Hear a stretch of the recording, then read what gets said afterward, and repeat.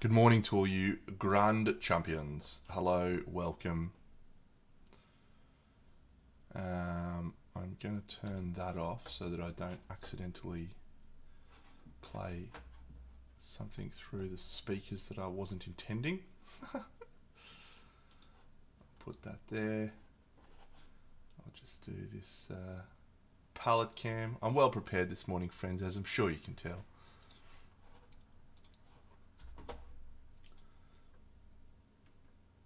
Haha, well, it's morning for me.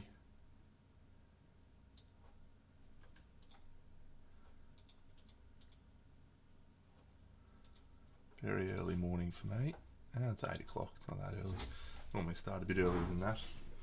Here he is, the last monster from the Gambler's Chest. The Godhand, the final villain. I might just post in the wonderful Kingdom Death Discord that I'm streaming. Stand by. Obby.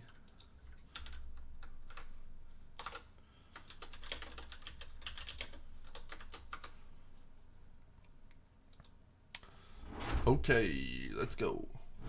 Here's the oh yeah, Freak Wars is this weekend. Yeah, I saw some pictures. It looks awesome. Let me just give you a quick rundown of this champion. So this guy's called the Hand, and he comes into your settlement about halfway through, and he's just checking in on you. He's just asking like, "Hey man, how's everything going? How's your civilization having a good time? Oh, by the way, I'm gonna kick the shit out of you." And if you're doing a good job, he gives you all sorts of wonderful gifts. If you're doing a terrible job, then he does no such thing.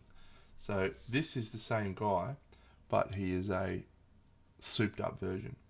So I'm just going to try and repeat the paint job that I've done here, basically, because he's wearing a lot of King's armor. And that means I've got to try and remember how I did those. And I don't really remember. Oh, it's definitely dark sea blue. Yes, that's definitely the starting colour. He did, yeah, he's been pumping it. Dark sea blue. Maybe I even airbrush the whole body. What do you think about that idea, Dano?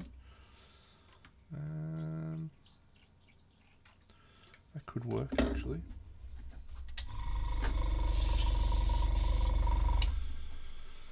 I hope you're all having a wonderful week, friends. It's been an amazing week for me.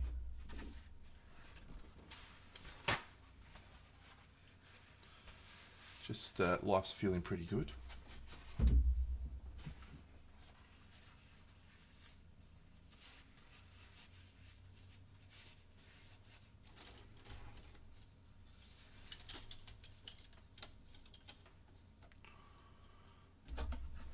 Alrighty.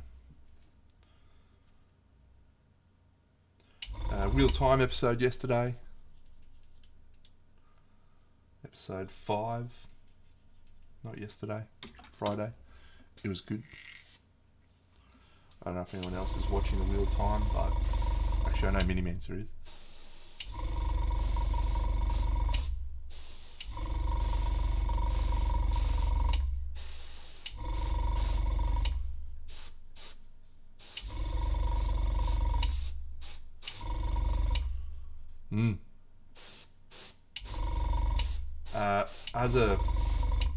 As a book reader, this season has been really good. Like, it's where they got wrong in where they went wrong in the first season. A lot of people felt was like they strayed from the story. That's, as I think I've said on this stream, that's an unfortunate reality of converting a 15 book series into a 8 series, if we're lucky, 8 episode a season story arc. And in the first season, it felt like maybe they did some weird shit that didn't line up with what happened in the books. But in this season, they've been really actually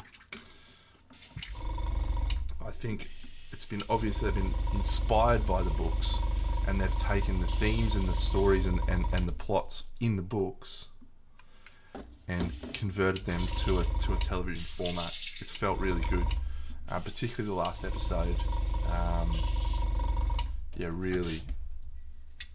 Really hit some good spots.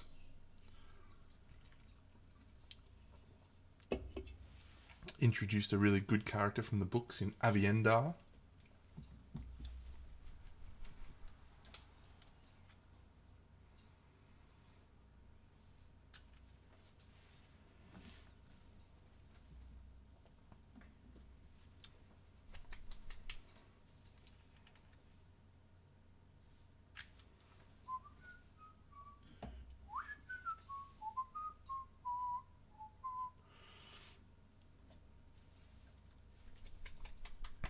Yeah, Leandrin is she's been a very good villain. But the thing with her, up until that last episode, you never really knew if she was a villain or just had her own agenda. And now she's revealed that she is a out-and-out villain, which is okay. Sorry for anyone who hasn't gotten up to date there, but she's a bad guy.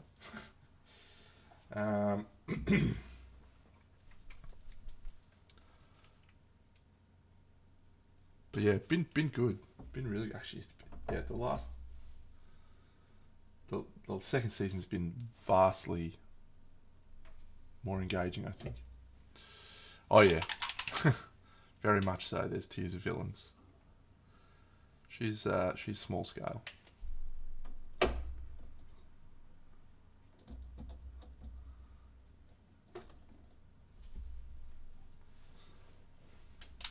Yeah. Bang on. What do I want? I want an ice yellow.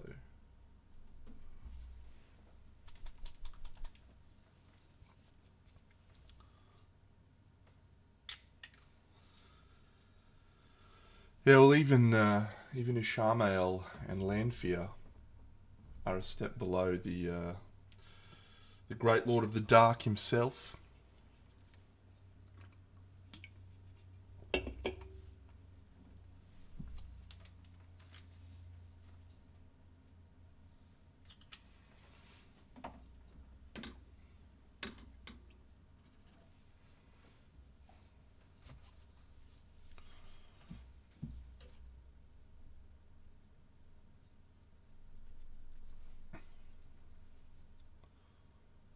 Yeah, the Sean Chan, they've been done incredibly well. So in the first book, they're very briefly sort of hinted at, but they just come out of nowhere. You're thinking to yourself, oh yeah, this story is going to be all about, the fight of good versus evil. And I mean, the core story is about the dragon and his struggle versus the shadow, but it's a very rich and layered world that has just many, many things happening, and the Sean Chan invade the world. And the great thing about them, and the great thing about most villains, is they believe what they're doing is good. They believe that what they're doing is right. So I'll give you a little bit of background, which is probably not going to get touched on in the show in any depth. But there was a very, very great king who lived many, many turnings of the wheel ago, and his name was Arthur Hawkwing, which is a very cool Arthurian integration.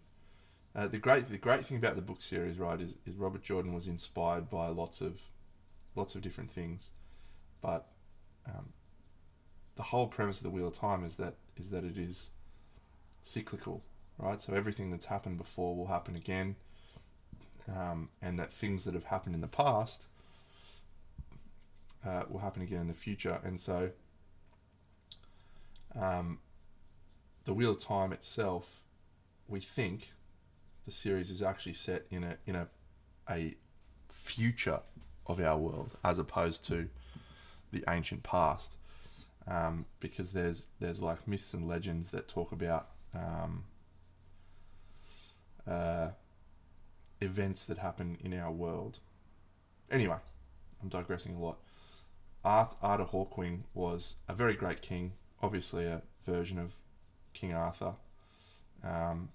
He's the one who made the Aes Sedai swear oaths to not do shit with the One Power, not tell a lie, all that sort of gear. And he took his armies and sailed off to the west. And so, yeah, when he travels far off into the west, he finds a land and settles it, and the entire culture that evolves from that, armies and stuff, is very structured. Arthur Hawkwing was very much about controlling women who can channel. He wasn't a big fan of women having more power than him, I think.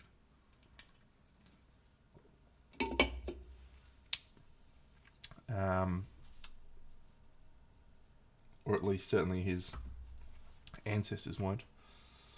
And yeah, but where it becomes really interesting, so one of their prophecies, the prophecies of the Seanchan, is that they'll return to their original homeland, and they will free all of the people there, much like every other bad guy. They think they're doing the right thing. They think they're freeing the people, but it's really cool. So really, they're a really interesting civilization. However, you actually get to meet Arthur Hawkwing, because the Horn of Valir, again, which hasn't been specified really in the show that much, has a wonderful ability when it's blown to bring back heroes of the Horn. Heroes of the Horn are people whomever they are that have made a difference in the world, and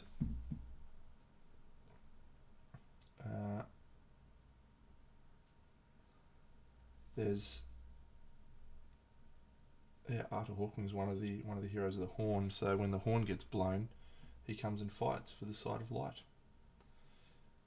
However, the dealio with the Horn of Valir is whoever blows the horn, the forces of the heroes of the Horn will fight for them. So if a member of the Shadow was to fight, or was to blow the horn, then the heroes of the Horn would come and fight for the Shadow.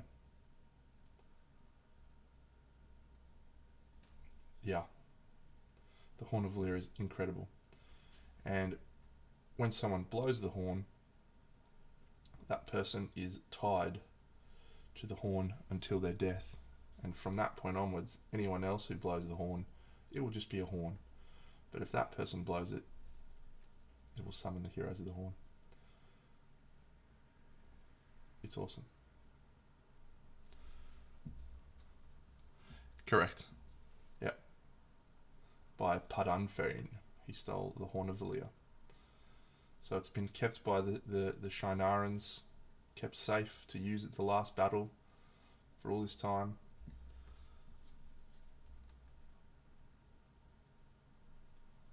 And then boom, right when the last battle's about to happen, the Shadow steals it. Shamael.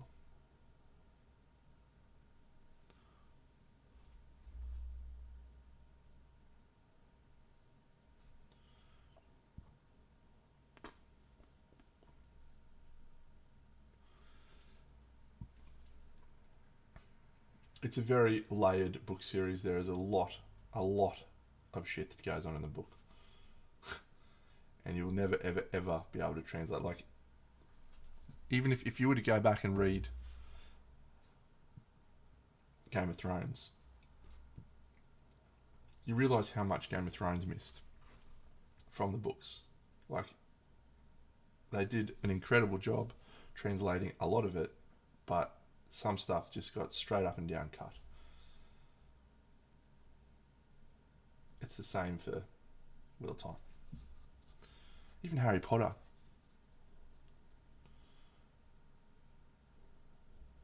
Harry Potter, reading the books. Adds so much context. It's great. Gotta read The Expanse, actually. It's on my list.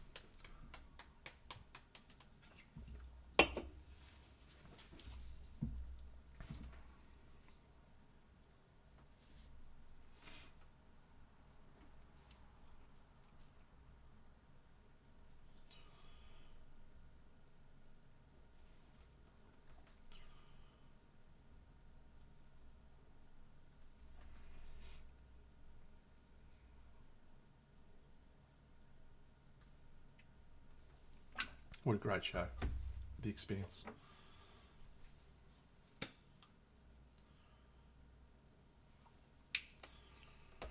In the last few years, I've watched several shows that I would have classified as the best show on television. The Expanse, absolutely one of them. Stranger Things, absolutely one of them. Fucking Ted Lasso. Just crazy.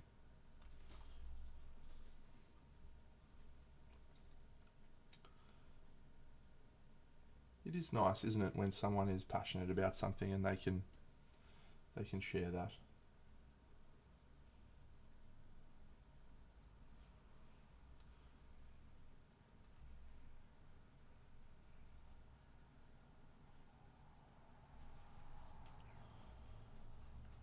I could talk about the Wheel of Time for a very long time. I read the first book when I was in grade 3. The Eye of the World. It's called The Eye of the World. And then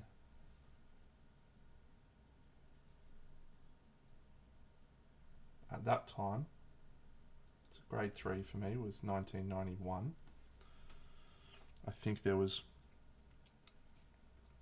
4 books released in the series, 5 books maybe. Fires of Heaven had just come out. And then book 6 came out literally just as I'd started reading. So I read book 6. And then book 7 came out a couple of years after that. And so on, all the way through until the great man, Robert Jordan, passed away. And Brandon Sanderson took over and finished the series. And I can't remember when the last book was released. If I was to take a punt, I would say it was like 2012? Maybe 2013, something like that.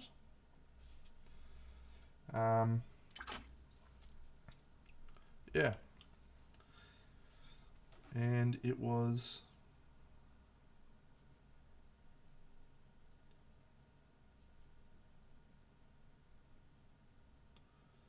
pretty awesome time in my life. The day that the book came out, I pre-ordered it from my local bookstore. It arrived, I walked down there, took it home, started reading when I got home from work, about 5 o'clock. And I stopped reading at 3 a.m. that morning.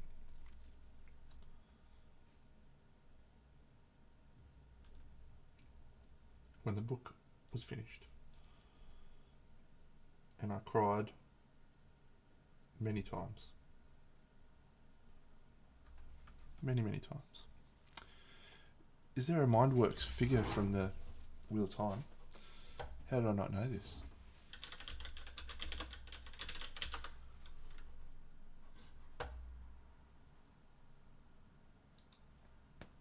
Oh, what a crack.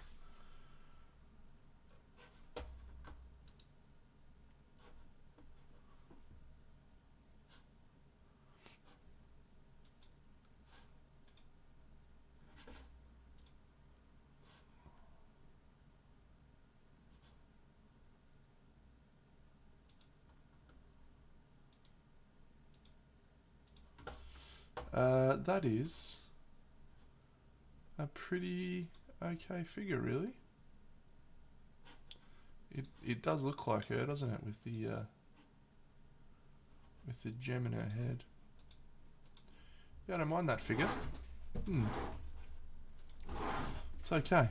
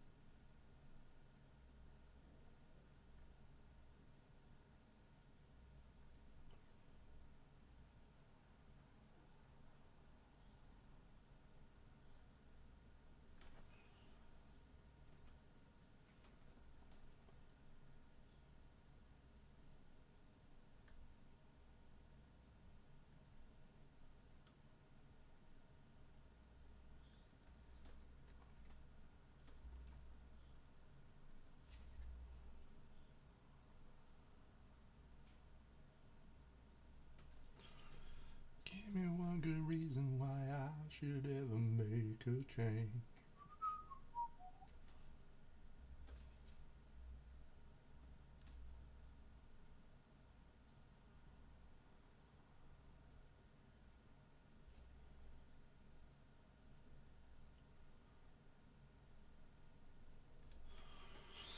Hey, Sammy.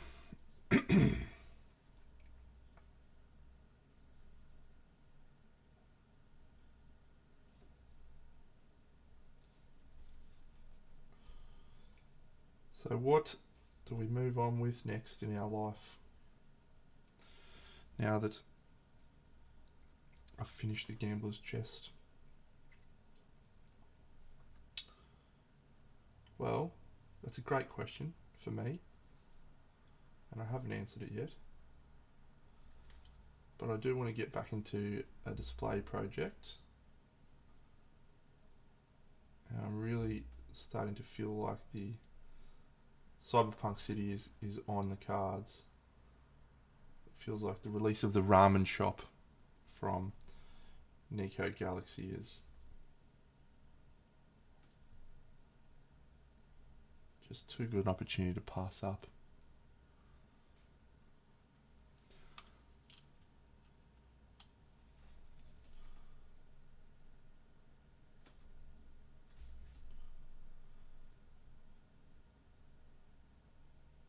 I've promised I'm going to make a video on saturation for someone in the King of Death Discord too. I promised it before I went away to Taz. I would have done it straight away if I wasn't travelling to Taz. And when I got back from Taz, all I want to do is paint models. But I will make that video very soon. Yeah, a little cheeky fantasy bust, a little cheeky something. I probably need to get back into the headspace of painting display models before I dive into Cyberpunk City.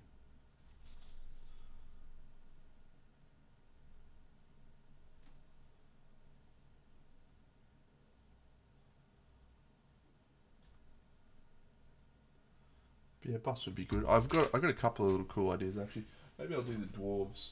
I bought a couple of cool dwarf models. I'll show you.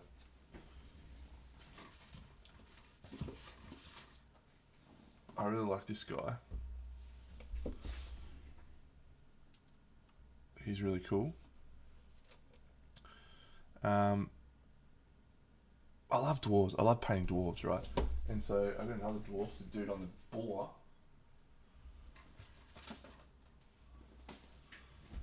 So I was thinking I'll combine those two into a little scene, which would be fun. Now, I don't know if I mentioned this, but I got some new plinths from Jim at QMHE. Some really nice wood ones. So I feel like maybe two little dwarves on a little mountainside, snowy mountainside. Could be cool. Two little mountain dwarves. Maybe we'll do that. That could be fun.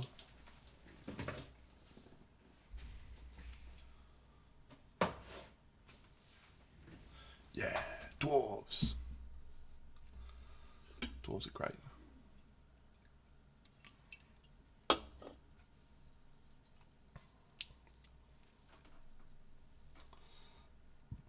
One of my best mates, young Koki, ever since I've known him, which has been a long time now, he's been obsessed with dwarves. Every game we've played, he's like, I shall play a dwarf, or I shall play the dwarves. If there's any dwarf option, he's in. He tags in. We played Warhammer for years together. He loved his dwarves in Warhammer, etc. So he'll love this diorama.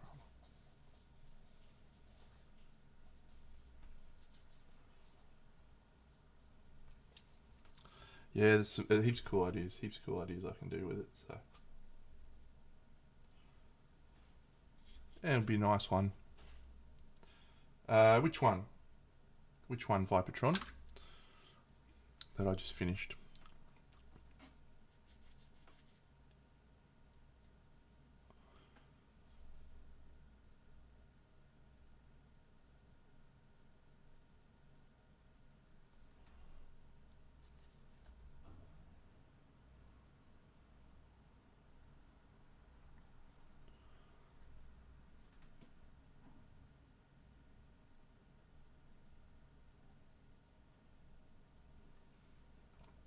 Oh yes,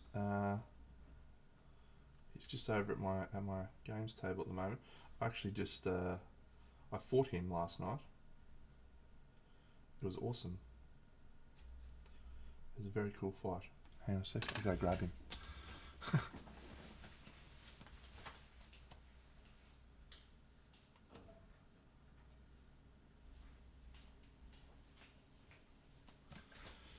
Here he is. His name's the Gambler.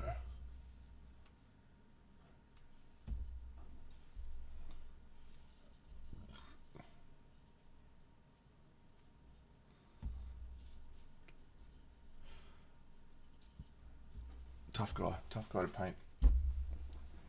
Took a long time. For the longest time. Whoa, all the longest time. Whoa, all the longest time.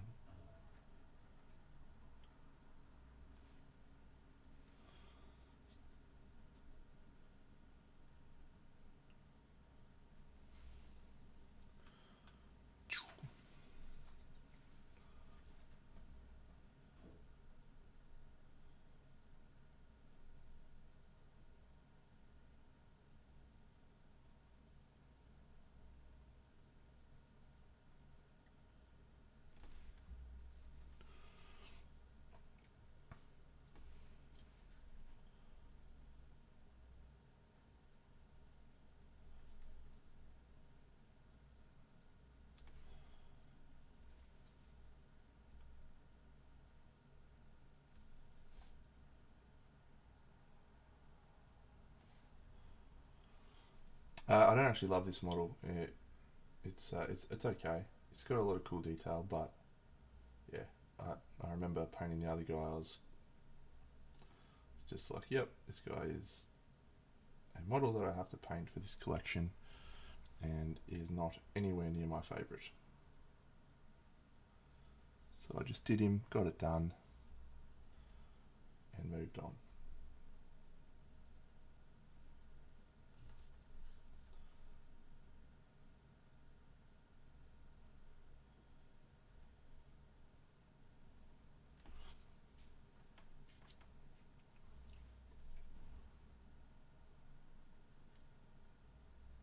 And this one shall be the same.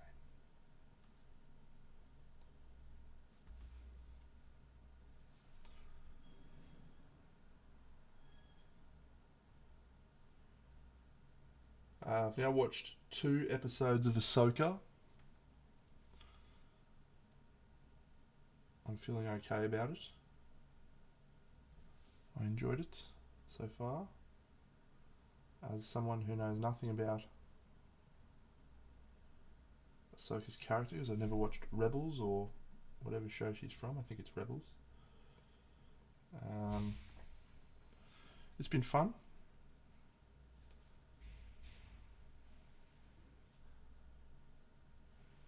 So I'll probably try and get up to date this week with the other 3 episodes, so that when the 3rd episode, 4th, 5th, 6th episode, last episode drops on Wednesday, I'll be up to date. That seems unlikely actually now that I say it. Wednesday.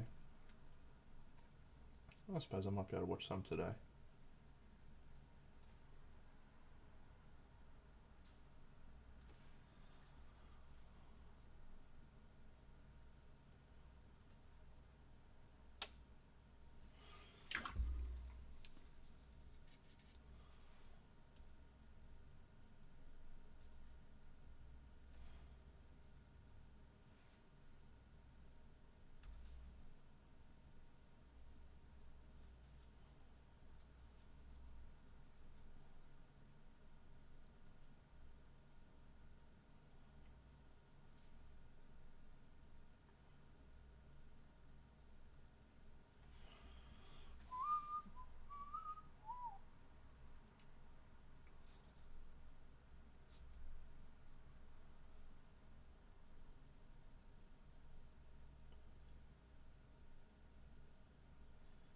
And for those playing along at home, I had a glorious return to touch football this week.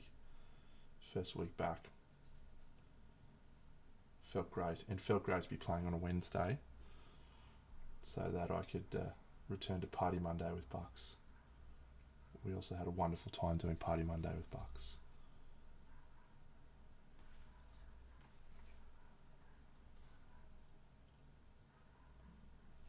Mountain Dwarves, that's going to be fun.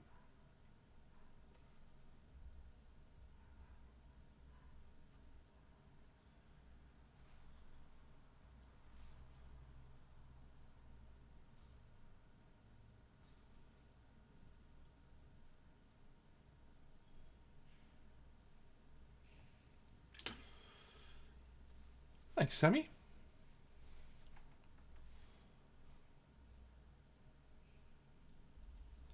It's actually a very, very dark violet, but I can understand why it looks blue to you. It is very, very dark and deep, and it's going over the top of a blue, so that would reinforce that it looks blue.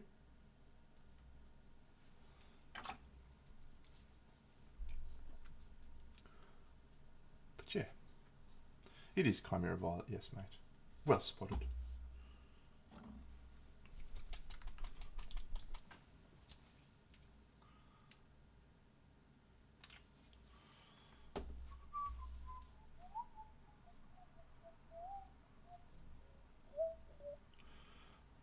Do.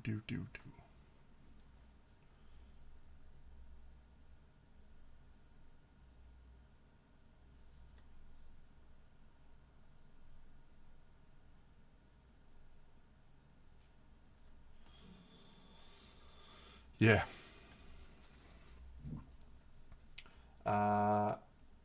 It'd be up there. It's such a powerful colour. So powerful. Pigment is just like... What would be my favourite colour?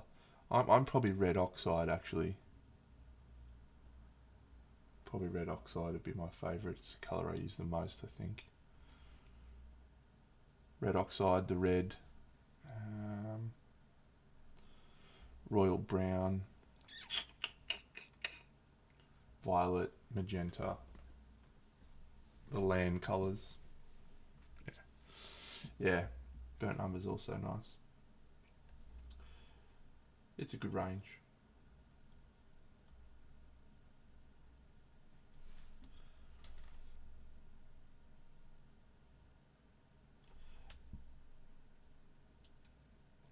So I'm going to tell you a little bit about the Gambler Showdown last night that I fought. Aha! Nurgle, they're mostly at night and crazy times in the morning, so I haven't been watching much of the Rugby World Cup. When we get to the interesting stages, I'll have a look into it probably.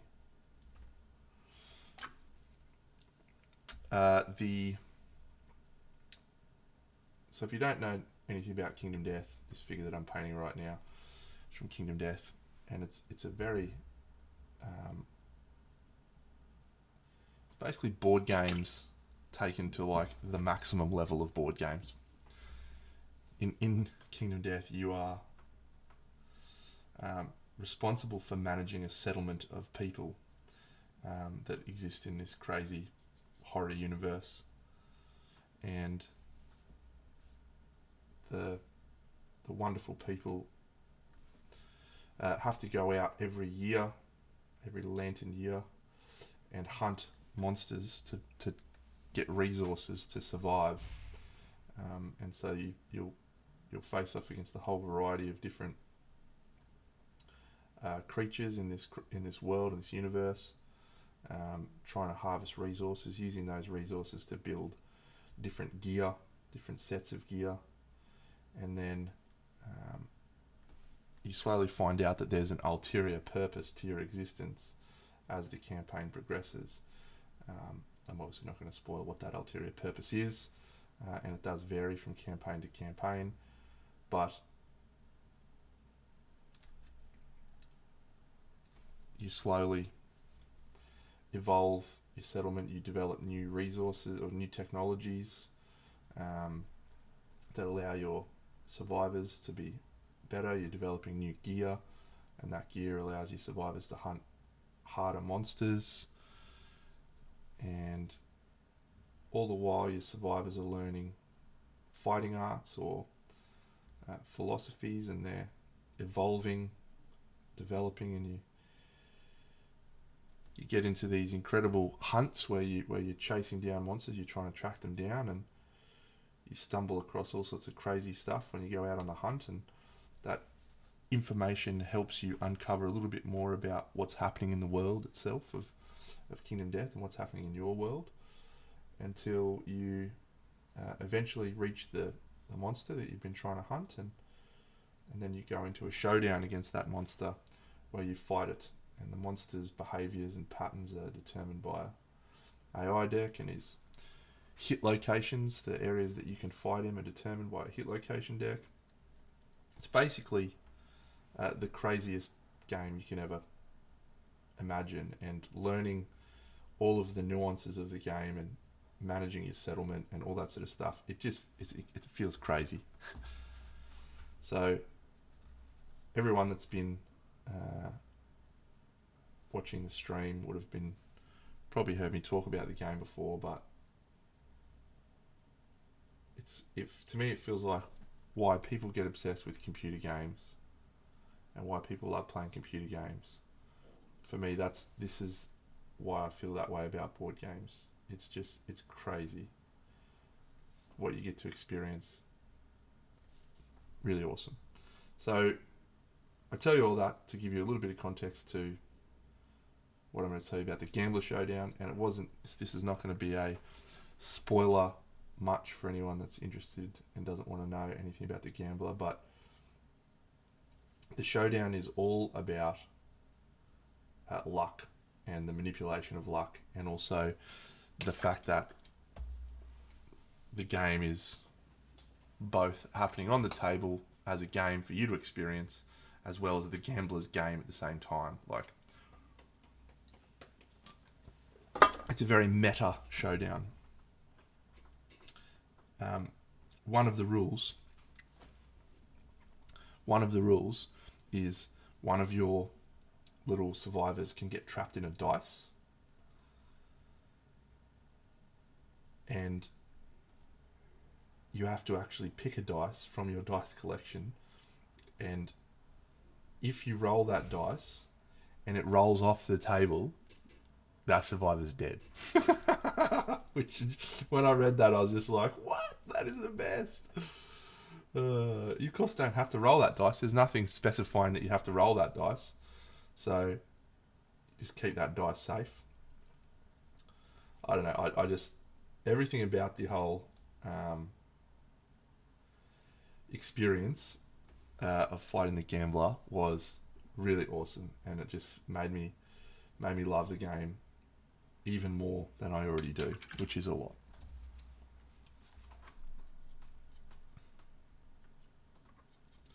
So for those who are waiting on their Gambler's chests, waiting to play the new Showdown, it's worthwhile. It's worth the wait. And it feels good, man.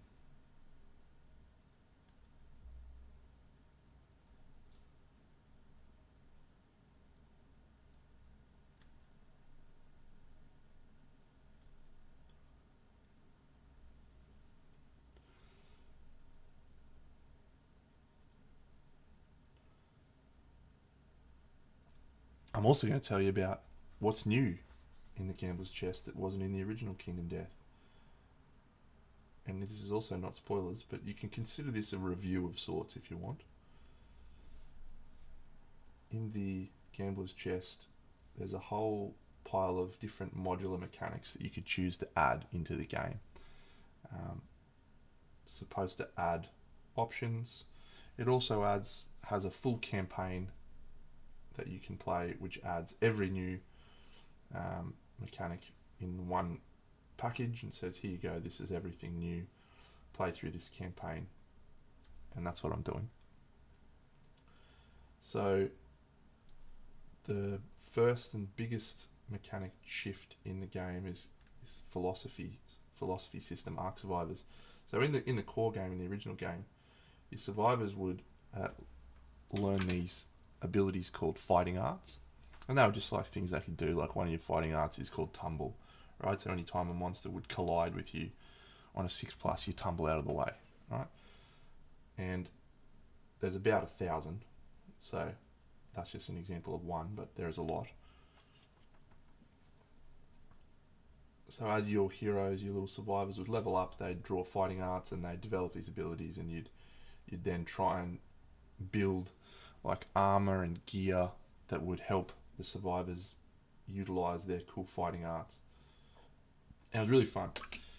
So I don't know if the dude who makes the game wasn't happy with that system, or if he just was like, I'm going to make some new system. So he came up with a completely new system called Arc Survivors, which are basically the same. They have the same stats and same sort of stuff. But instead of drawing fighting arts, they have this new mechanic called the philosophy system. And as your heroes level up, instead of getting fighting arts, they instead adopt a philosophy. And that philosophy is related to the world. So one of the philosophies that I've been experiencing is called facism. And facism is related to the world. Everywhere you walk, there's giant stone faces on the ground. So facism, the philosophy, is all about understanding a little bit more about the faces. So when you adopt a philosophy, you have a thing called a knowledge, a tenant knowledge, and a neuroses. So the tenant knowledge is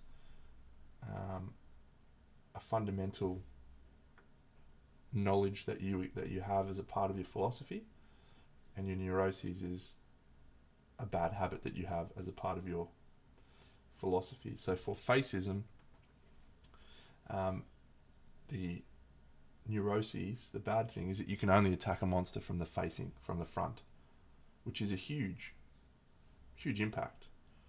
Because you get bonuses for hitting a monster from the rear and blah, blah, blah, blah, blah. But the tenant knowledge is called Guardian. No, not Guardian. What am I talking about? Facism. Oh, that's right. Physiognomy. And that allows you, when you get to a showdown, to draw additional terrain cards, because you are a master of the plane of stone faces in the areas you're fighting these monsters. Doesn't sound like a big bonus, but the terrain can gain you additional resources. It can provide you benefits, like you can hide in it, and all this other stuff. So it actually is quite a significant impact. And then as you progress and level up your philosophy, you gain access to new knowledges through that philosophy. Now, the knowledge thing is what I want to talk about, because it's the fundamental change to the system. With fighting arts, you just get a benefit, right? This is the benefit, and it's just one guy that gets it. With knowledge, what you have is depending on the knowledge itself, you may have observations that you need to make to level up your knowledge. So you may start with the knowledge like physiognomy, and it says every time you go out into a showdown and you activate a piece of terrain, level up your knowledge. And eventually you'll level it up to a point where you get a better version of the knowledge.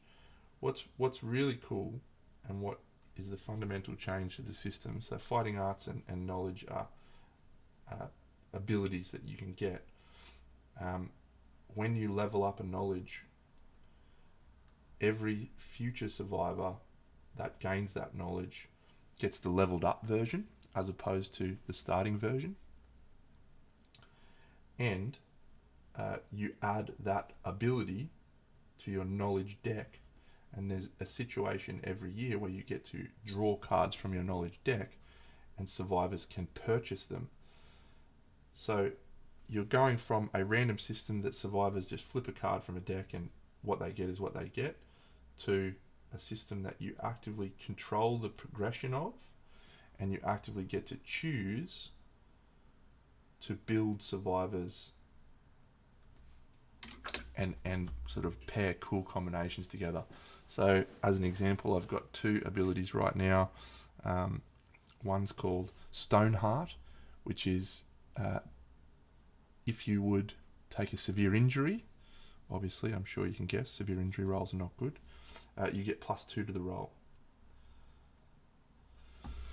And another one is every time you take damage, suffer -1 damage from each hit. So I've paired those two abilities on one of my characters, and that guy's my tank. So he's my dedicated tank who just walks into fights. Every time he gets hit, he suffers -1 damage from each of those hits, and if he was to suffer a severe injury roll, he gets +2 to that. It's a fundamental shift in the game, and it's such a cool one, because where the game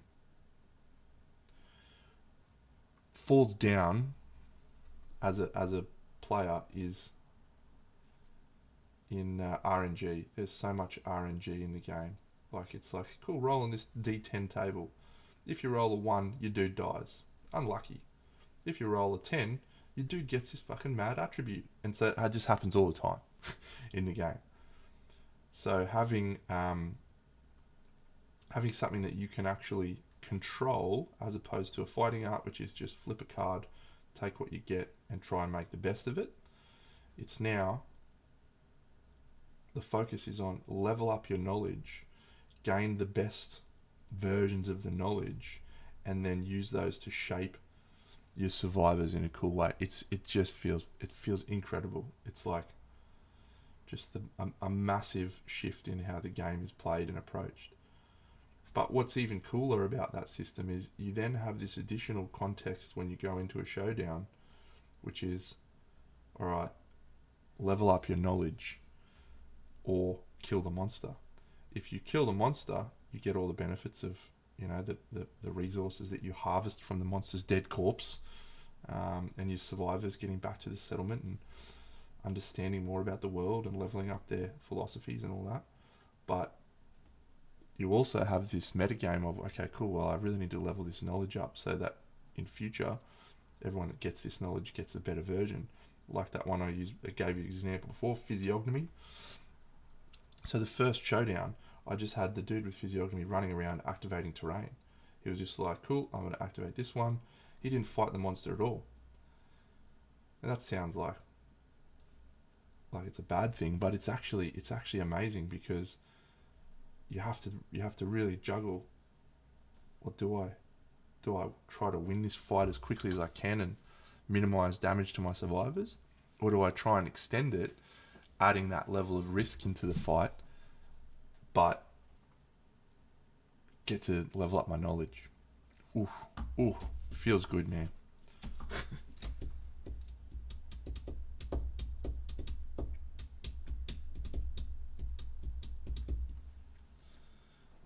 So yes, that is the first of the major mechanics in the Gambler's Chest. And there's quite a few other core shifts, but Ark Survivors is the big one.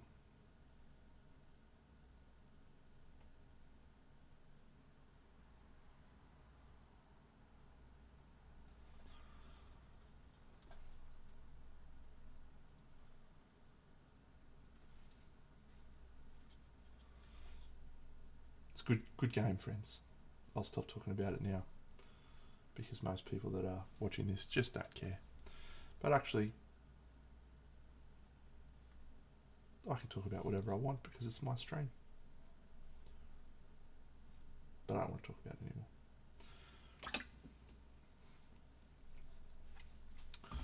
I'm never gonna come back. Oh, never gonna come back.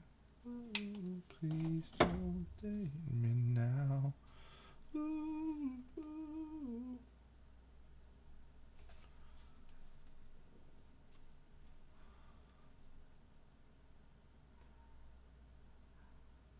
It's a very inaccessible game. I'll tell you that much.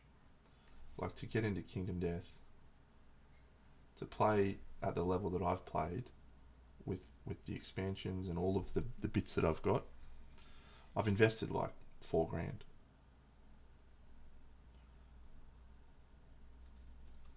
That's a fucking shit ton of money. Aha!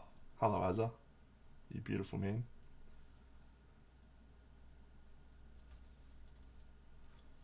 Miss you, champion.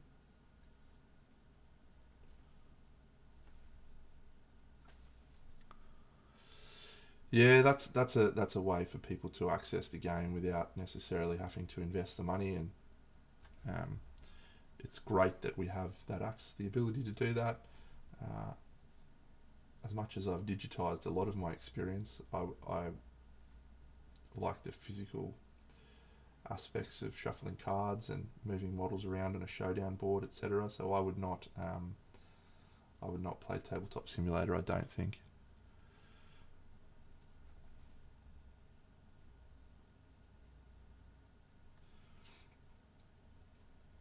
It's a very harsh game, so a lot of stuff that just happens, your dude just dies and you're like, what? What? What do you mean he's dead?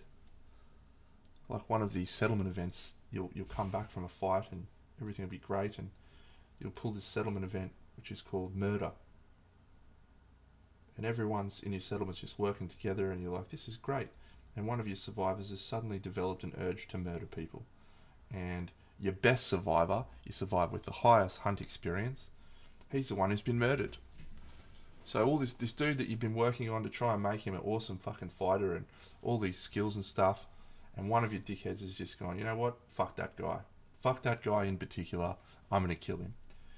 And then the settlement has to decide what they're going to do to the dude who just murdered your best dude. And sometimes the settlement will be like, you know what, that guy sucks too. We exile you and that guy's also gone. Sometimes they kill him. Sometimes they elect that guy as the leader of the settlement and everyone's happy. Happy that he got murdered.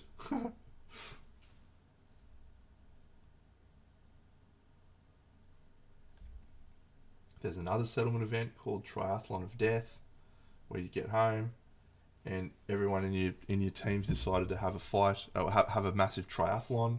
So they'll go on a running race and they'll do a fight, and then one of the outcomes of one of those things is one of your survivors just breaks his arm. There's a thing called open moor, so you get back to your settlement and you're like, hey, this is great. And then all of a sudden a big fucking face opens up in the wall and people decide to run in there, and they're like running in, trying to grab stuff out of the moor. It's a wild time. It's a wild time. I love it. As I'm sure you can tell, though, it's not for the faint of heart.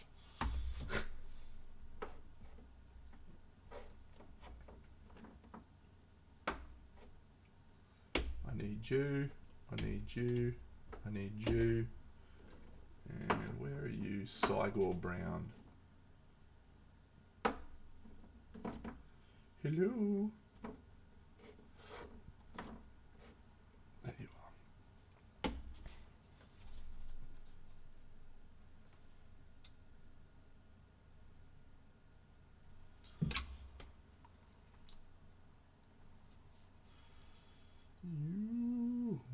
I leave it all. Give me one good reason why I should ever make a change.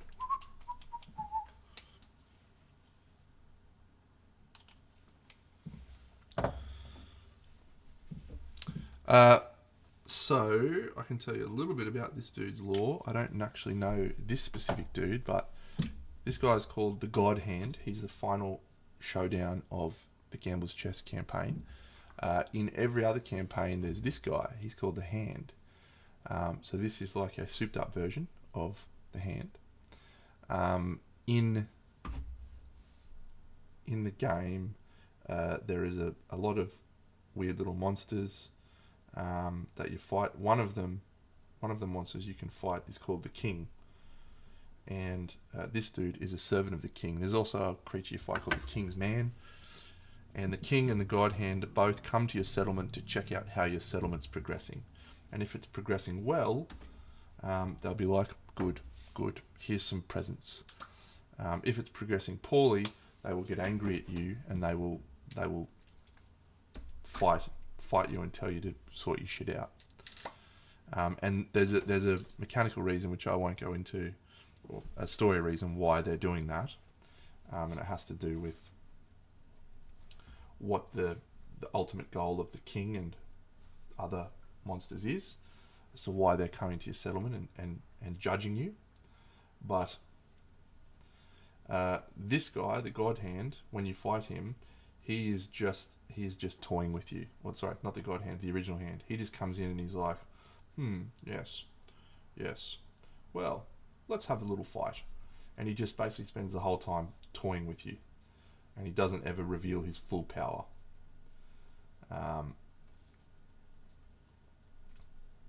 One assumes, when we face the God Hand, that he will reveal his full power.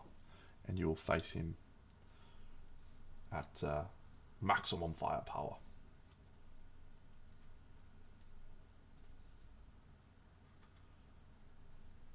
But I don't know. Yes. In the game, I'm sorry I'm talking about it a lot. It's all I'm thinking about at the moment because of the fact that I'm playing it pretty much every day for about 4 hours. In the game, you have weapon proficiencies. So you basically, you go out on a hunt and you have access to all these different types of weapons, axes, swords, shields. And when you fight with those weapons, you level up your proficiency at them. And eventually, if you level up your proficiency high enough, you gain a special ability, which is called specialization. So you, for example, can specialize in wielding swords. The sword specialization ability is you get to roll a wound roll and then decide which hit location you'll hit, which is a really cool ability because you get to see what your wound roll is and determine what reaction you want to accept. This guy is a kung fu specialist, so he's called the Hand, and he has a sword in his sheath in the original fight, and he just fights you with his kung fu mastery. Anyone that fights that guy and survives can level up their fist and tooth weapon proficiency, which is their kung fu weapon proficiency, as a result of fighting this guy, the original Hand. This dude, however, I'm not sure what his... There is, yes. I doubt many people are going to go off and play and experience the lore and the story of this, right? So, but I'm trying to be cognizant of spoilers in stuff that is potentially stuff that people might want to experience or learn in the game themselves. But the Plane of Stone Faces is where the very first fight in the game is called the first story, and you literally, your survivors wake up in a plane of stone faces, and that's it. They don't know why, they don't understand how they got there, and they sort of like looking around and they see other survivors and they're like, yeah, this is lovely, what a nice time we're having. And then all of a sudden a giant lion comes out of the darkness and attacks them. And you know what? I'm actually just going to show you the first story right now on here because I know how to do it in a cool way. Stand by.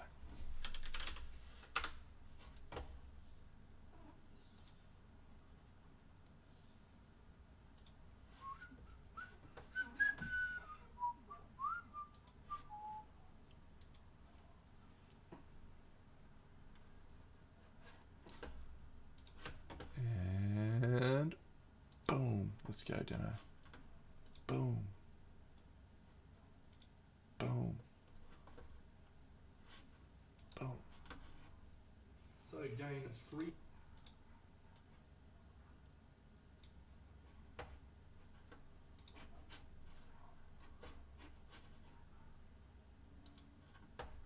Alright, are you ready? It's very exciting for me.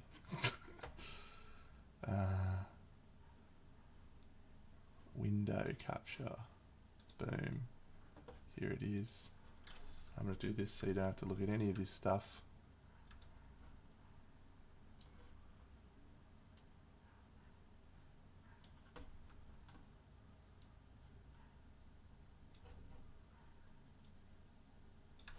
Great. You're a genius, Deno. You're an absolute genius of streaming. Did you know that? And you're an attractive man too while you're at it. Here you go. Enjoy the first story.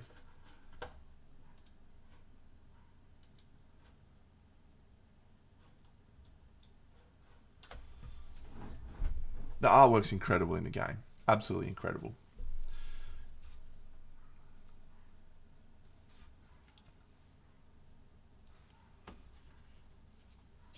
Why has he got ink on his face? Well, that is part of the story and part of what you discover as you learn in the game.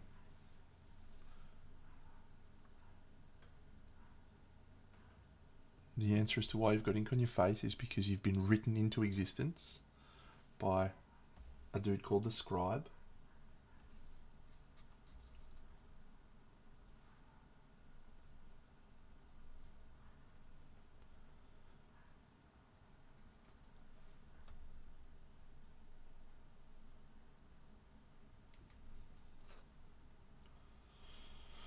The people were no match for the monster.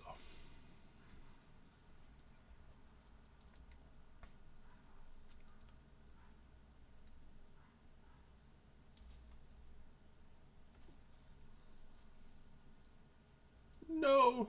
Cold stone noses poured into his face. Why? Why?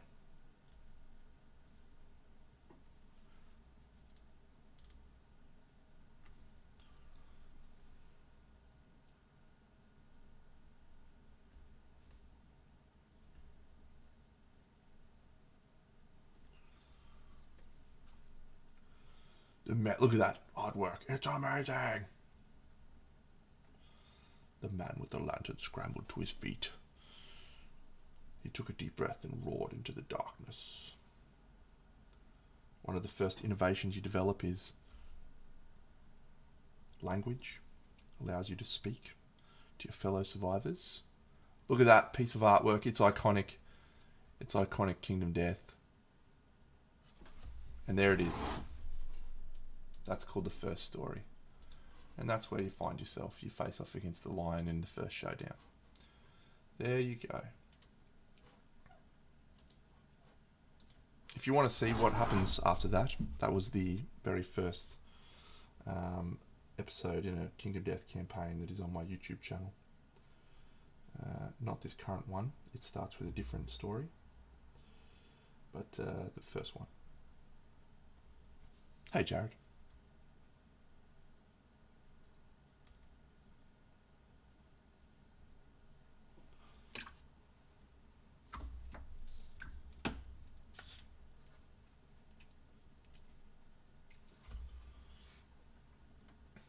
It's well, mate. It's always well with me.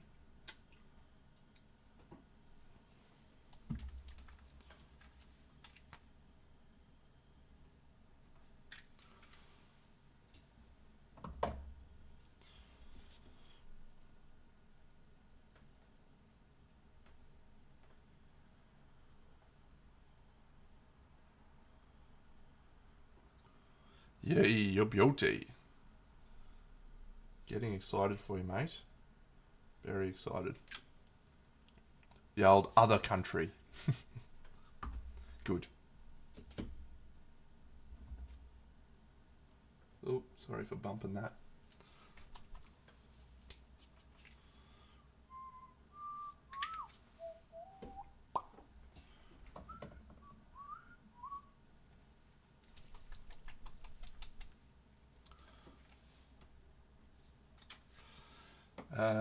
Anyone who doesn't know, Monty is probably the preeminent painting event anywhere in the world for miniature painting. It's pretty special, and Jared's going for the first time to experience it, and to walk away feeling very humble, which is exactly what I did.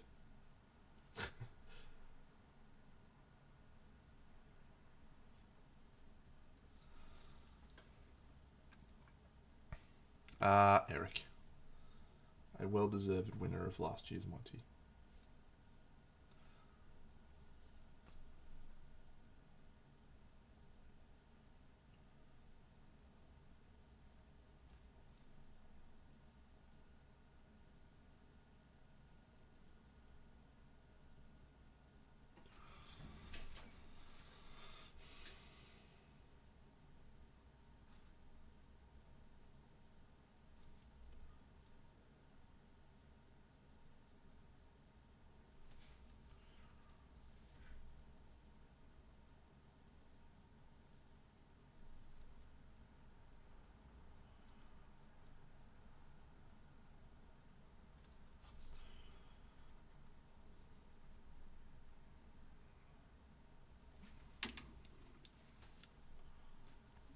What colour are we going to highlight that with? Yellow.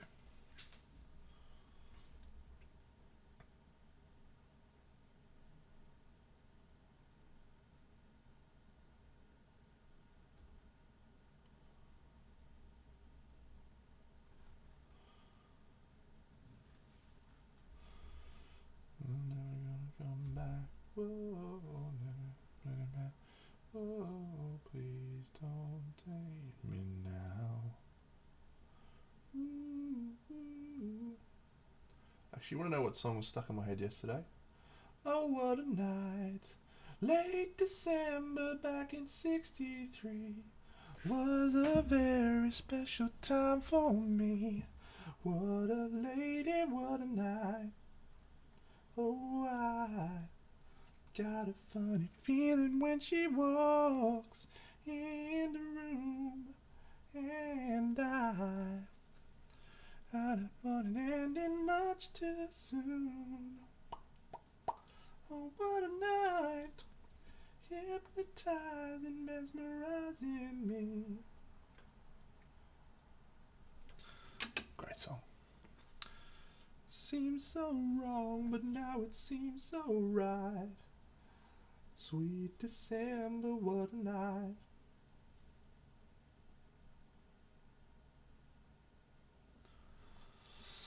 No, I don't know why it was in my head. Probably because I had a great day yesterday.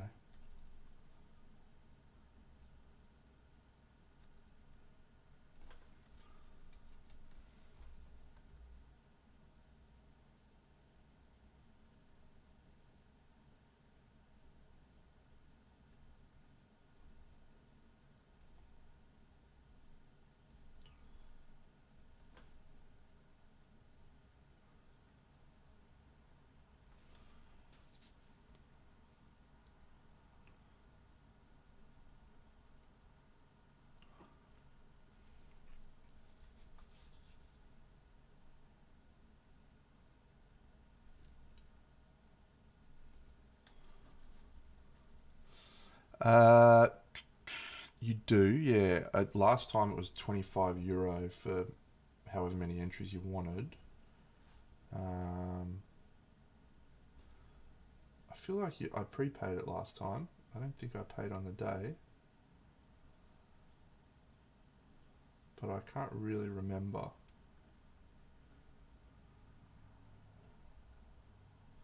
if I did pay on the day. It definitely was in the rules pack, but yeah, it's...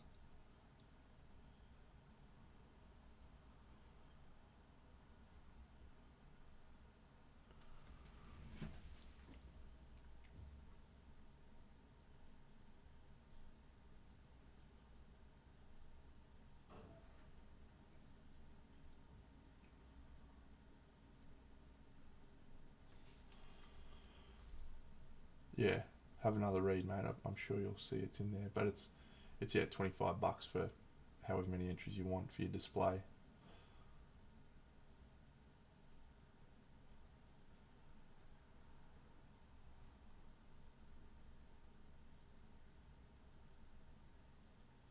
Oh man, I'm so excited to hear hear about your experience.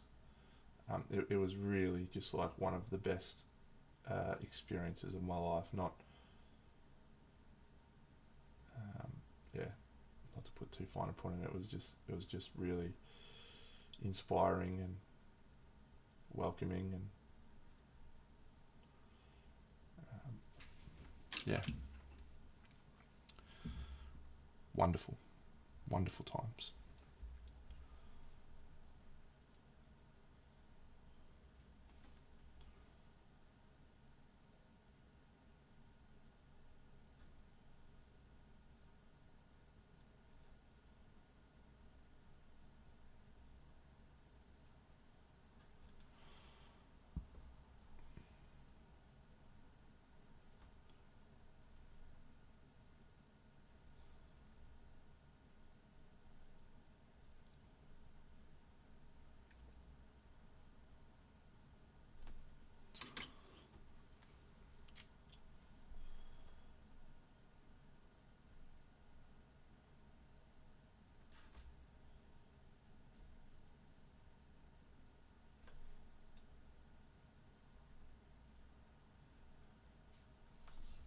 Ah, very good, smart cookie.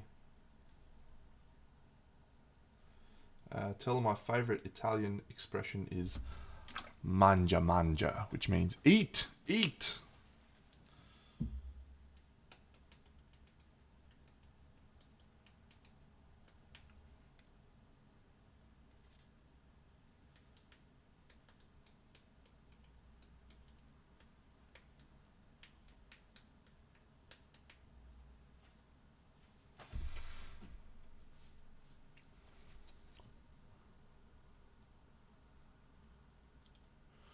I remember what a night.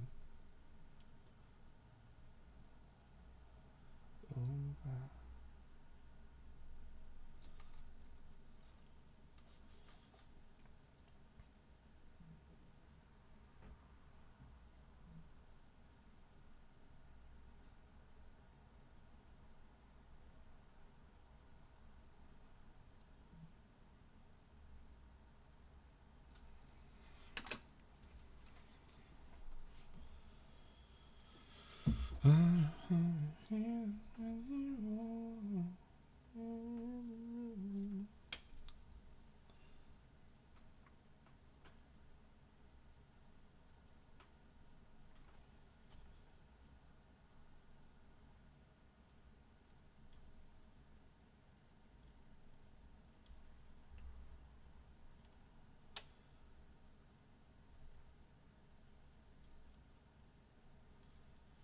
I'm definitely doing a pile of blood on those heads, on that head there. That'll look really cool.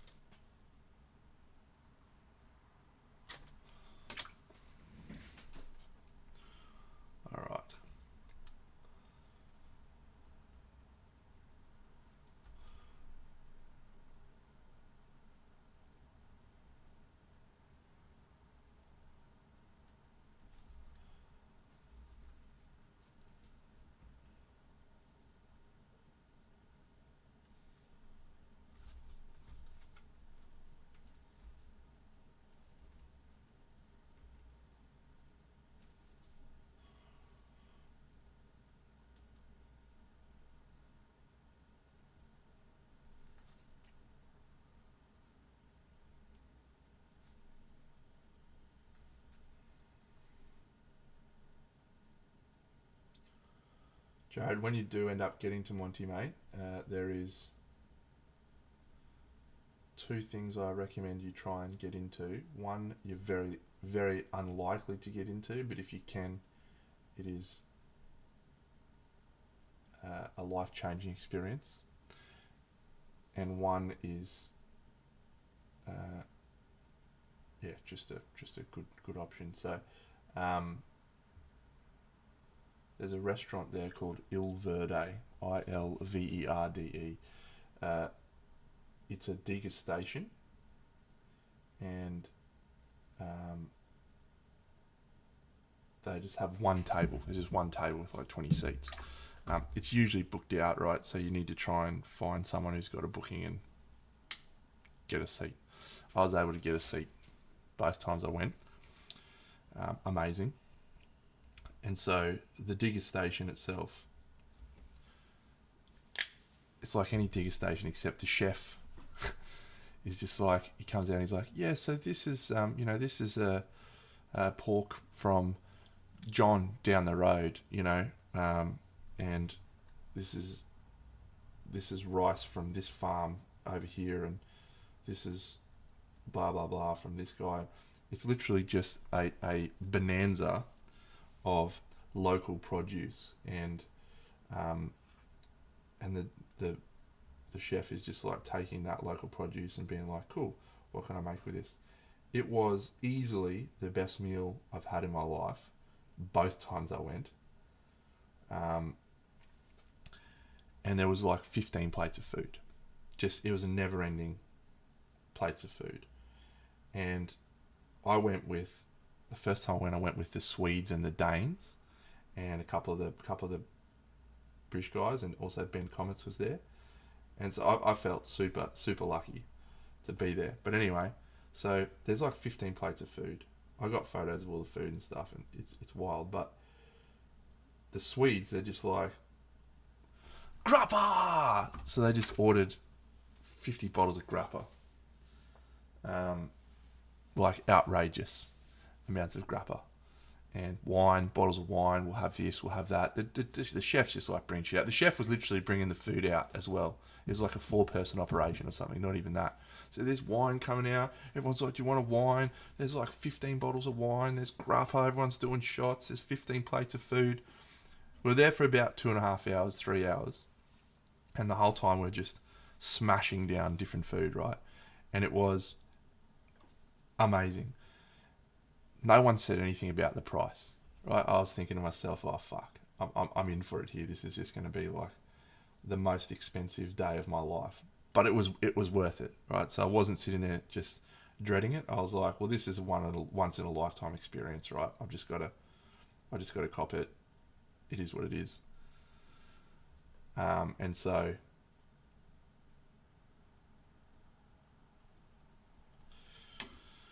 the dude comes out and we have to go. And I'm like, okay, I walk up there, and everyone at the table just agrees. We'll just split the bill. Just split the bill. Everyone just paid. Like, I didn't have anywhere near as much grappa as the fucking Swedes, right? But I was like, yeah, fine. Anyway, so the dude comes over. He's like, all right, so you're paying for yourself, and Rocket was there. You're paying for the two of you. I'm like, yeah, mate, yep. I'm just like, anyway, he goes, that'll be €25 per person. €25 for the best meal of my life, unlimited alcohol, €50. I couldn't handle it. I was like, sorry, is that €25 per person? I just gave him 100. I was like, here you go, mate. Like, I just gave him €100. Incredible food. I would have paid. Like, this is the thing. If you went to a restaurant in like France, Paris, whatever, and had that food, you'd be talking about like $1,000, if not more. It was €25. Oh, I remember walking out of there just like laughing to myself. I was like, whatever. What is love? Baby, don't hurt me. So if you can get there, but this is the thing. He does 2 sittings a day, lunch and dinner. You don't get to order what you want. You just sit down and get the degustation. and uh, it's like probably the most popular place to eat at Monty. So you probably won't get a chance to go there, but if you do, it's wonderful. Second one, there's a steakhouse that. So the city's super small. Hey Bucks, city's super small, right? There's one giant archway that you walk into at the front of the city and gets to the central square, and that's basically it. And at the central square, that's where the Castello is. That's where the library is. There's a little cafe there. That's where they have a roast pork on a spit. And that's basically it. So out the front of that giant archway, there's a really cool pizza place, and there's quite a few restaurants down that little row down there. But there's a pizza place that is really good, so you should definitely go there, and your kids will love there. Really awesome pizza. There's, but yeah, and to walk from one side of the city all the way through to the other takes about 5 minutes. There's a really cool hotel called Mercantile. It's like Merchant's Hotel, mate. They love it, right? Everyone there is really was super kind and like really excited that that everyone's coming to their little town. And I tell you this, I reckon they jack up the prices by like 1,000%, and it's still the cheapest you'll ever see. Like they must Walker's coming in and think to themselves, we're going to stitch these guys up. I'm going to charge you like fucking €25 for this degustation. It's probably €10 normally. Anyway, steakhouse from the top of the archway, the giant thing and the thing. You walk all the way down the main road, past the Merchant Hotel, past the theatre where they have the thing, although the theatre's a street over. All the way down the bottom, there's a steakhouse down the bottom. And the steakhouse is great. So, go there. That's my 2 recommendations for you. My other recommendation for the presentation ceremony is get there early. The presentation ceremony starts at 2 o'clock. And they don't open the doors until 1:58, it feels like. Let me show you a picture, actually. I'll show you another picture of Monty. Hypnotizing, mesmerizing me. What a lady, what a night. Oh, I got a funny feeling when she walks in the room, and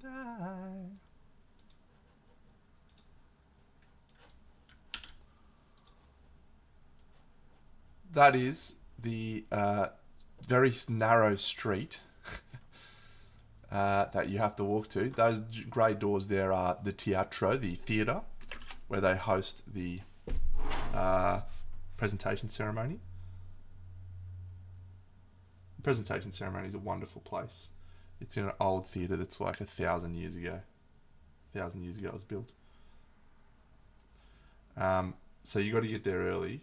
There's not a lot of seating.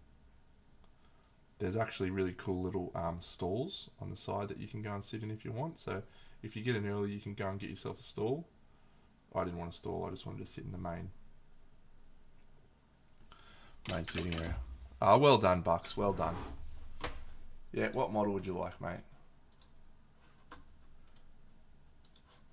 And look, just in case you're wondering, friends, yeah,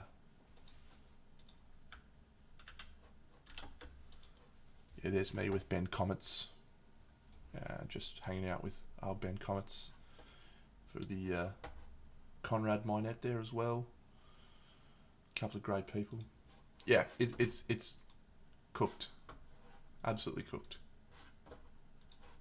Here's Big Dano in Monty Central Square at the at the ceremony.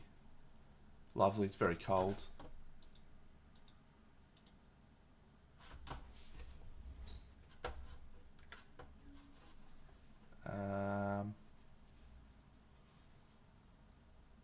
Yeah.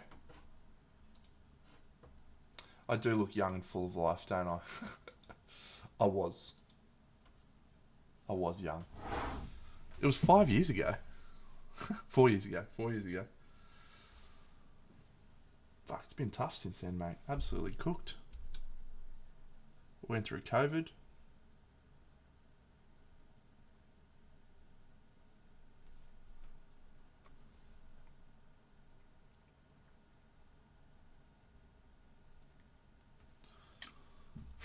Yeah, paint fumes.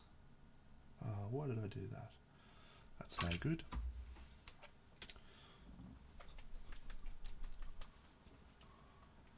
Airbrushing with no mask. That is it. That's the cause of my aging.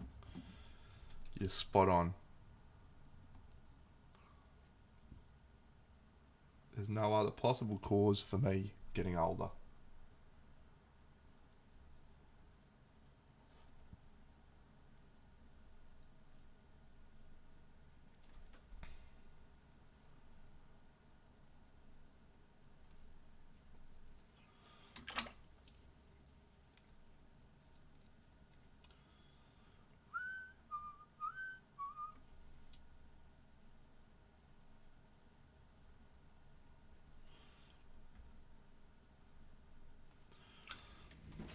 Alright, I'm getting excited.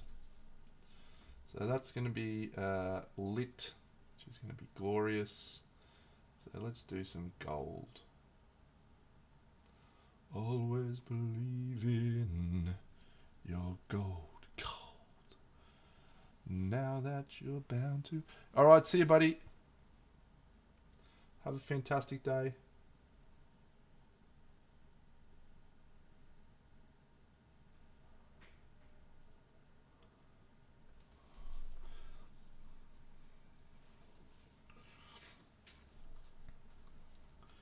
Now that you're bound to return, there's something you should learn. You're indestructible. Always believe in gold. Gold. Oh, that's okay, Minimancer. I'm appreciative of your presence. What Harry Potter exhibition are you going to, Bucks?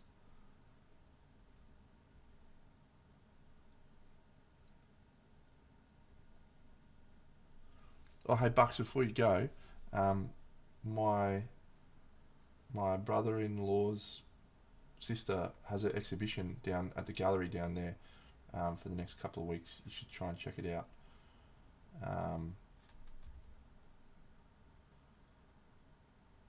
Bron art.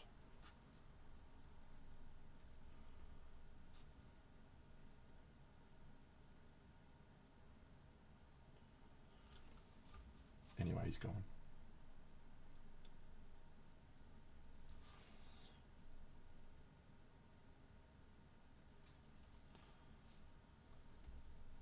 Yeah. Cool.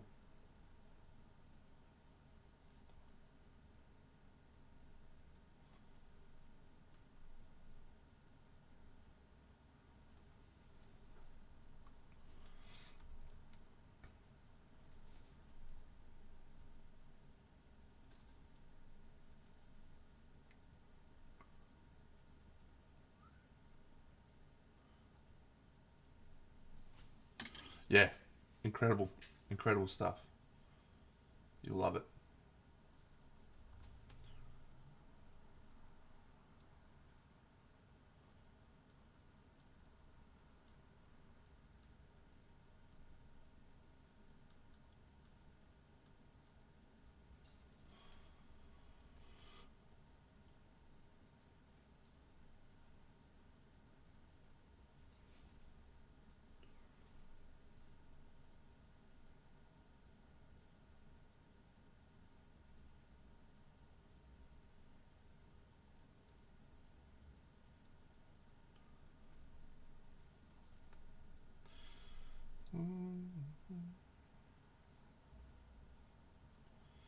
Yes, I don't really love this figure in general. I think I said that with the other one. It's just an okay. There's a lot of cool detail, right, and a lot of cool.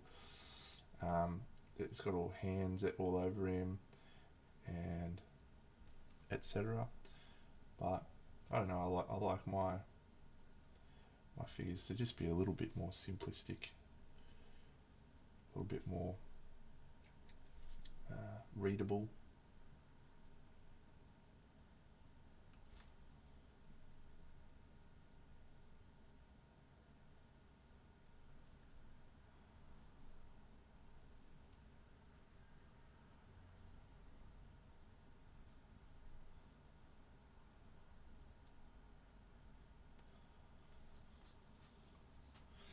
Yeah, he's just a busy model.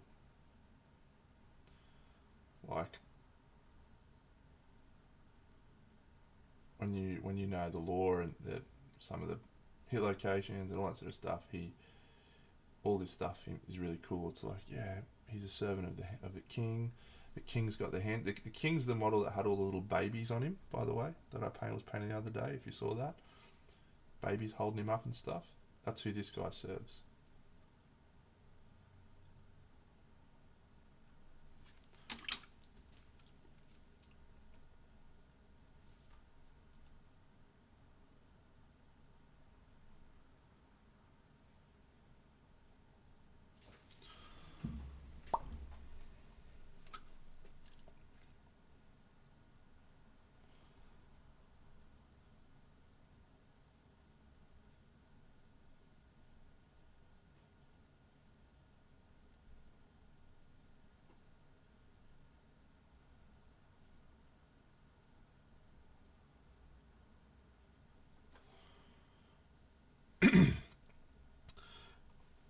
Well, I still have yet to face the king, so I've got two showdowns left now that I haven't faced, the king and this guy.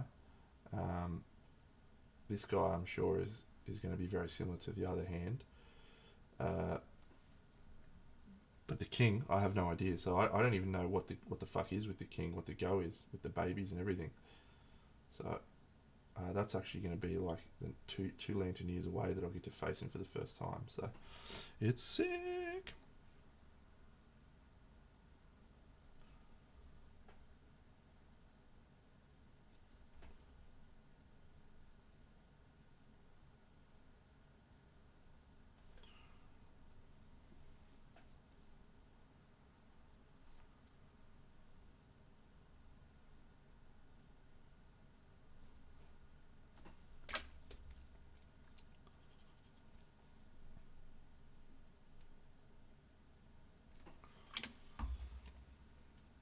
Something you should learn.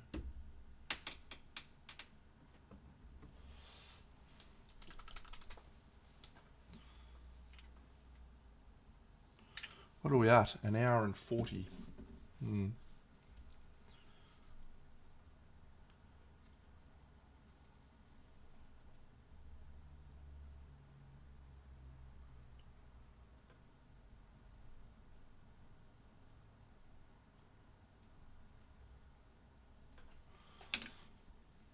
We're, of course, begging the question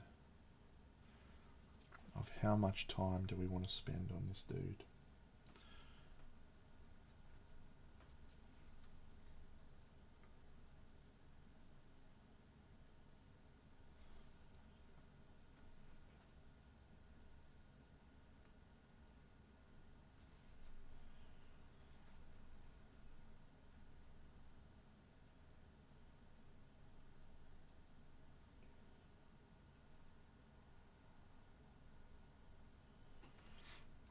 So I bought a brand new display cabinet this week, friends. It hasn't arrived yet. It's being delivered next week. I felt like it was time for me to start getting serious about displaying my models, both my own collection of other painted models and my things like my Kingdom Death collection. I've got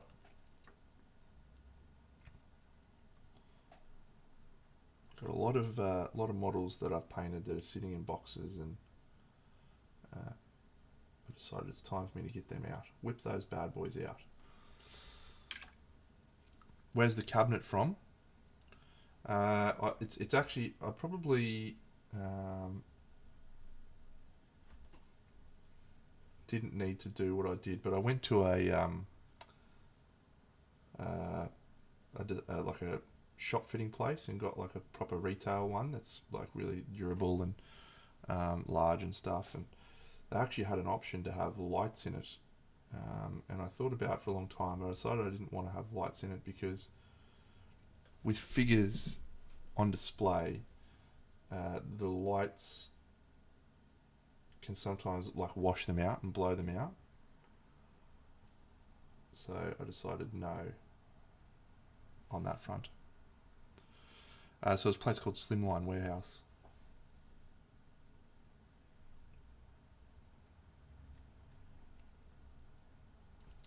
And hello, Scarabos.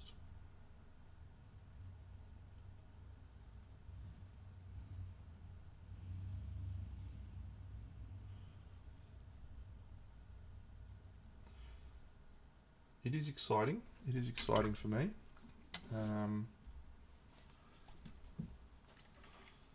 So I'm going to have one shelf for all of my display figures that I've purchased from other painters. And I'm going to have one, it's got 5 shelves. And it's basically 3 times the size of a Detolf from IKEA, in case you're wondering. So I'm going to have one shelf for all of my Marvel Crisis Protocol, one shelf for all of my Kingdom Death,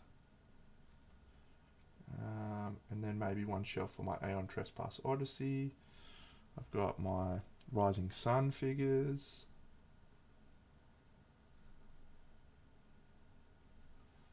So we'll think about what one goes on display. But the Kingdom Death is the main reason I decided to do it. I've been thinking about it for a while. Like I've always had in my head that I need to get a proper display cabinet. But now that my Kingdom Death collection is got the Gambler's Chest and more to come, I want to put that stuff on display because I've done a really good job of painting the Kingdom Death models in my collection. I have absolutely crushed my paint jobs on Kingdom Death.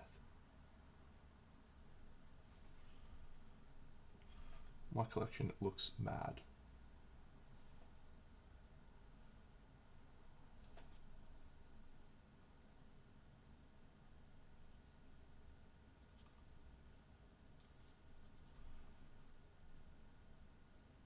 I would think there would be very few people in the world that have as cool a Kingdom Death collection as I do. There's one guy I know of named Timberwolf from the forum, from the Discord. He's definitely got a fucking awesome, a better painted Kingdom Death collection than I do. It's legit. No, he's not as tall, mate. He's nowhere near as good looking either, but, you know, we'll give him his dues.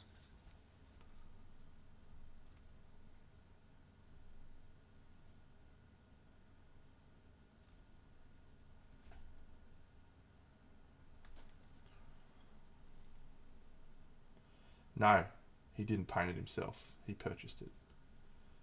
Got it commissioned.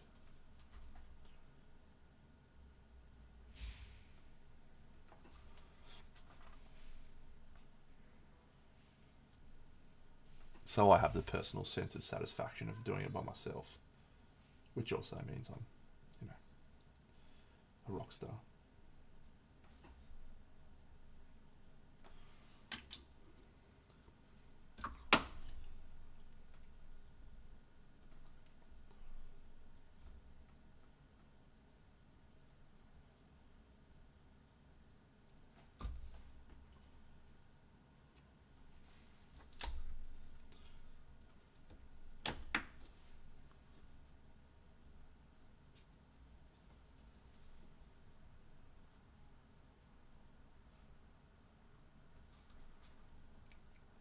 He posted a picture in the Discord the other day, actually, of his collection. It looked awesome.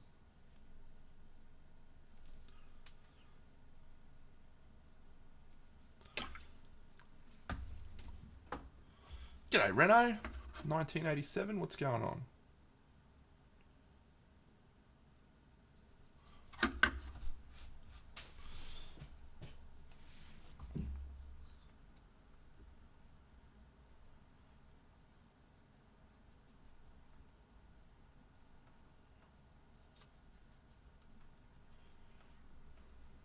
Good for you, buddy.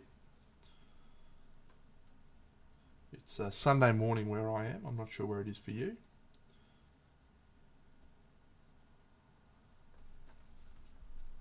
Yeah.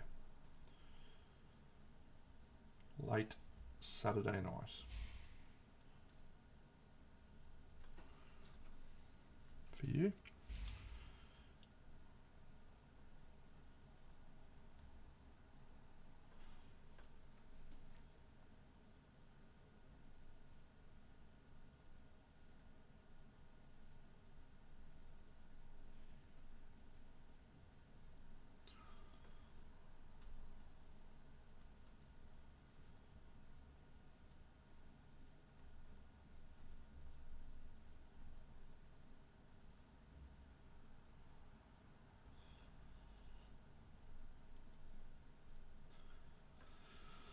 Alright, so almost finished this guy.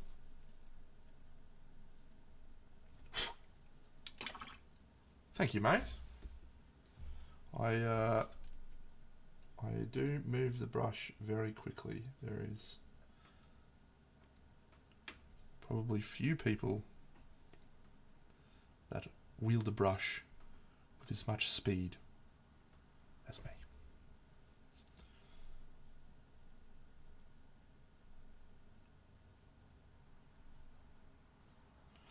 But this guy's been painted today, so what are we at? 1 hour and 47 minutes for this guy.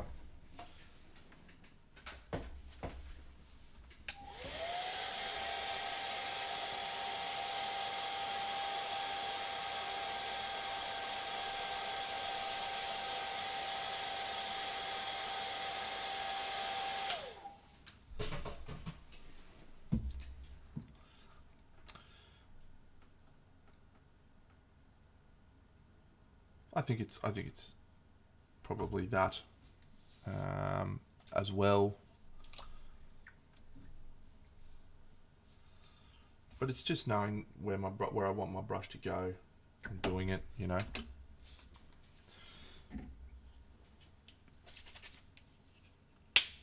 I said on stream before, anyone can do that. Anyone can do what I do.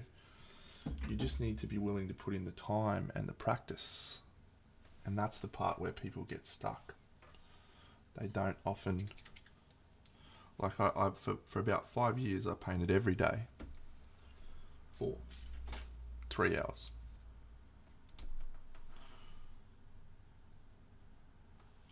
If you did that, I guarantee you would paint as quick as I do.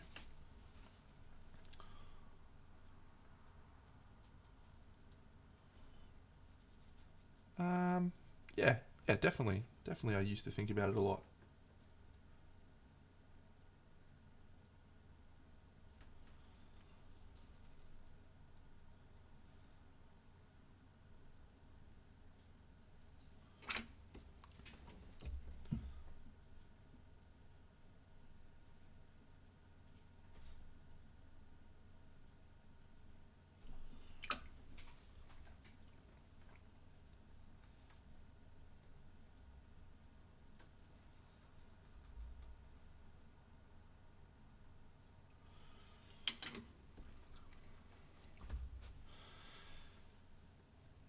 Doing things with your gut is a good approach. It's definitely it's a good approach. Like at some point you have to stop thinking and just do it. As Shia LaBeouf would say, just do it. Do it. Don't let your dreams be dreams. Yesterday you said today. So just do it.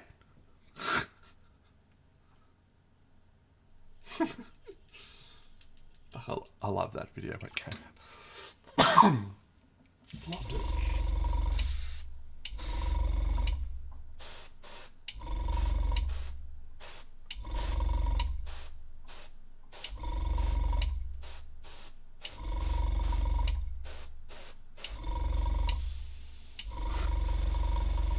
It's all time. Absolutely all time.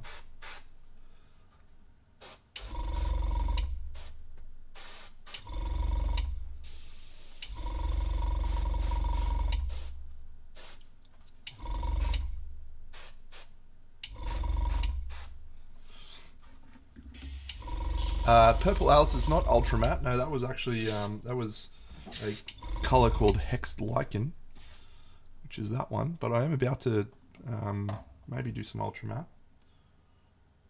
No, not yet. I need to do a couple of little bits with the flame. The flame.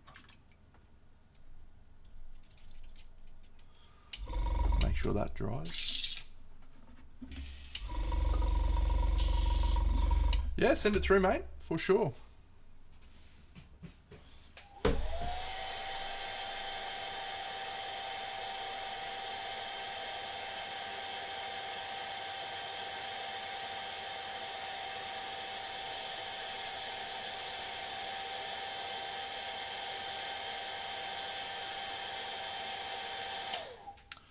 Send it now, mate. Send it now. Yesterday you said tomorrow. So just do it. Do it.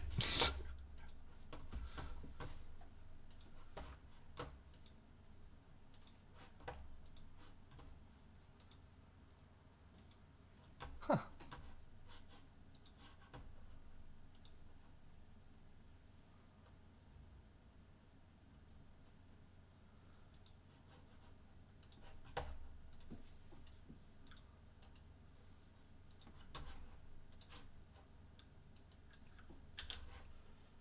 This is very appropriately Kingdom Death aesthetic, actually.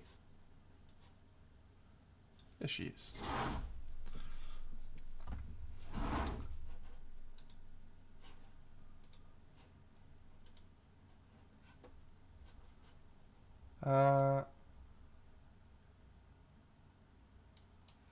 In my opinion, this is the best thing I've ever seen you paint. It feels like you've just flicked a switch in your head and you've started to understand things like value and like texture.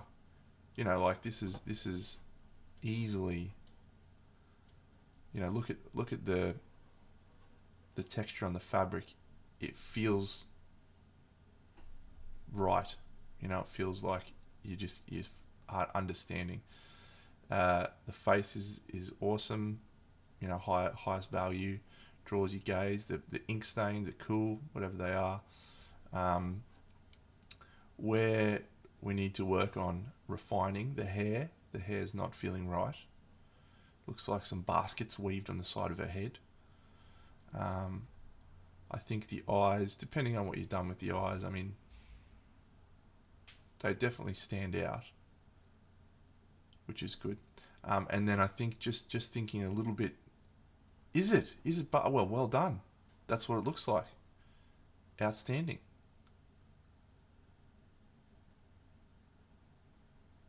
Where I think you need to work now is on things like, if you look at the hair, at the shoulder, right? So the shoulder plate on the side there, you've got a line of highlights running pretty evenly around the shape, and that isn't right for, you know, that type of volume.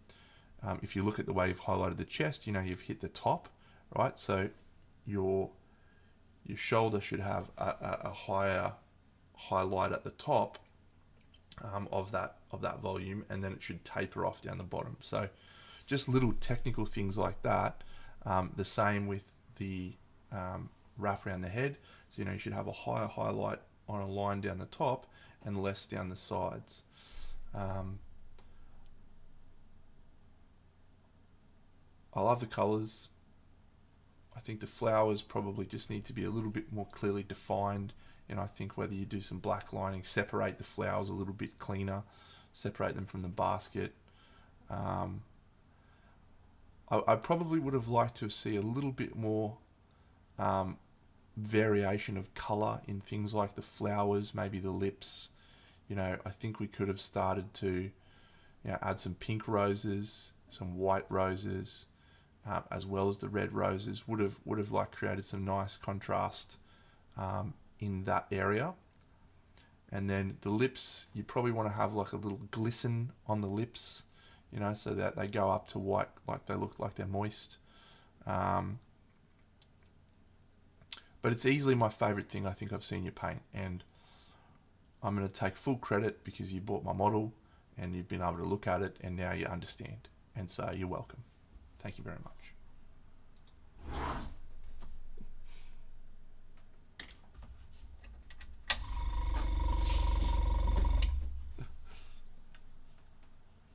Hey, Toppy.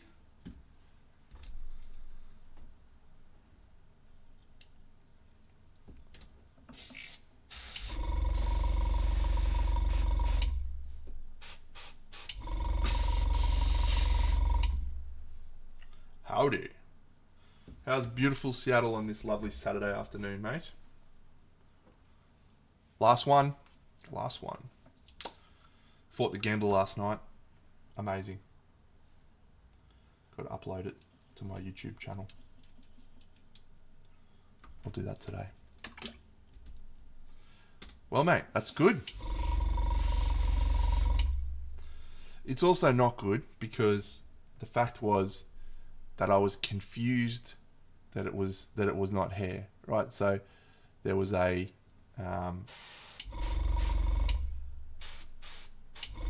if your viewer can't tell what something is, then you haven't quite landed whatever story you're telling, right?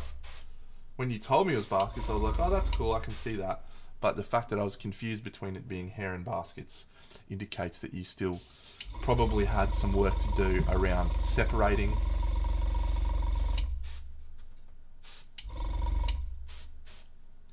etc.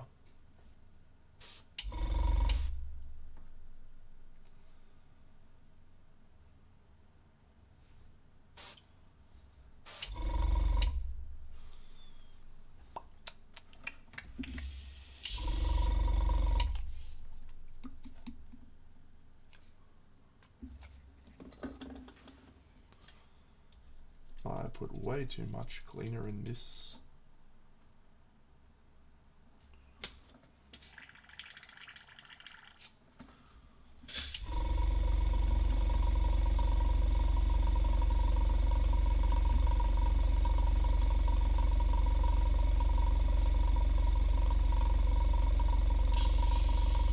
Alright, we will go for an ultra matte now.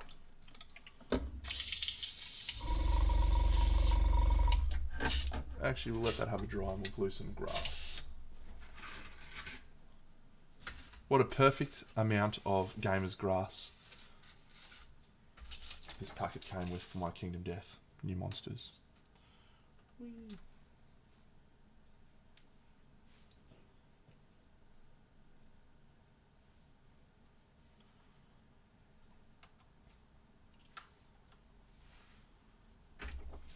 It's been a wonderful week for me. Wonderful week. And I topped it off yesterday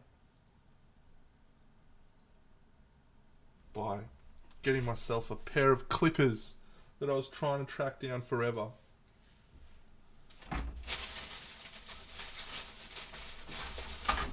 I found one good clippers. These ones. These are the best clippers.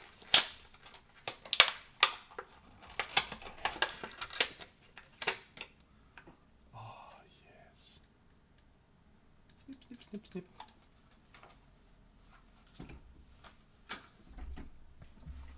Put them in here so they don't get used until I'm ready. It was a great day yesterday.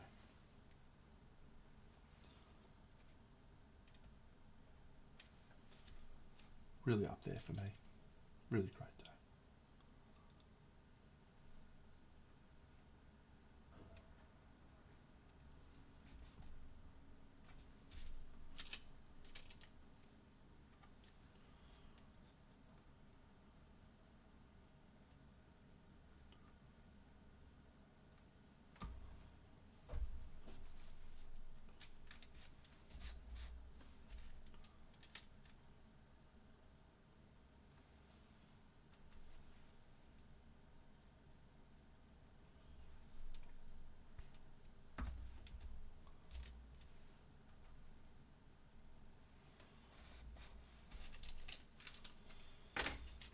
Glorious.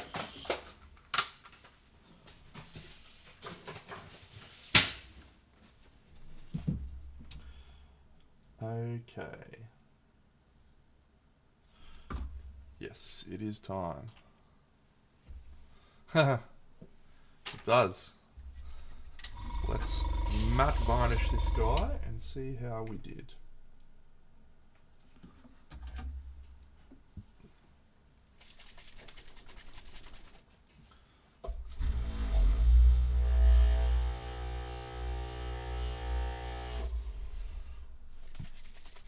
See if there's anything we need to tweak.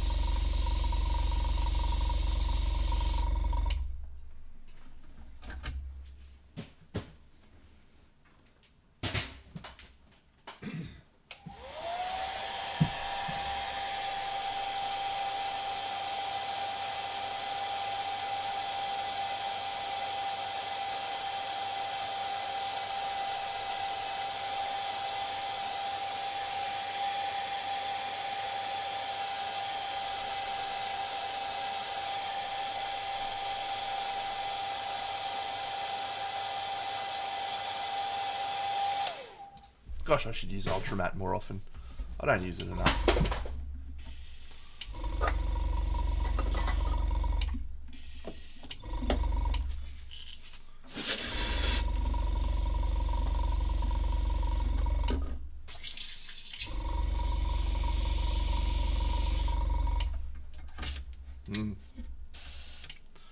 Okay. I'll just do some little white highlights on my steel.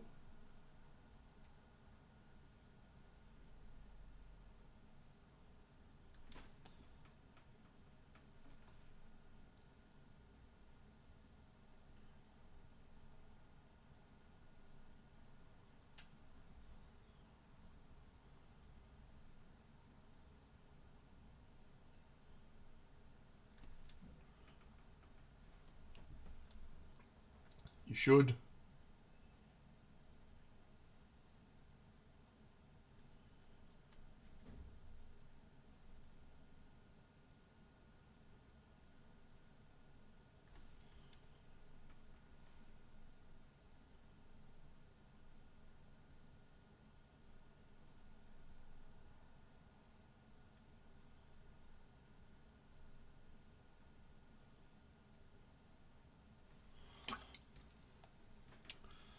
I think we'll just go into a little highlight of these pink things again. Put.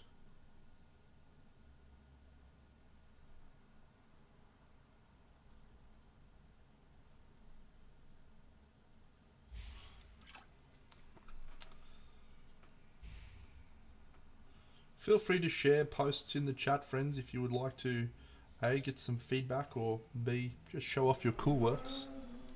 I like seeing other people's models. And if you also don't want feedback, that is A-okay. You can still post your stuff in the chat.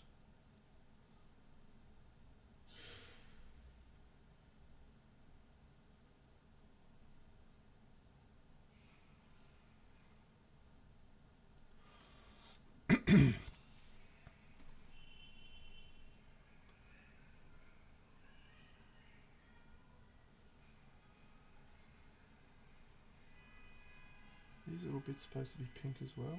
Maybe I should do them in pink.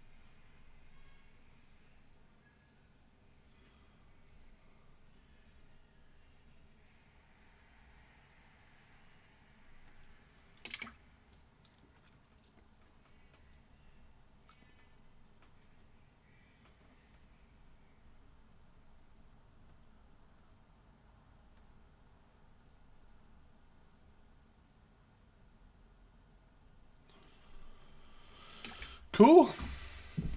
Let's have a look at some stuff.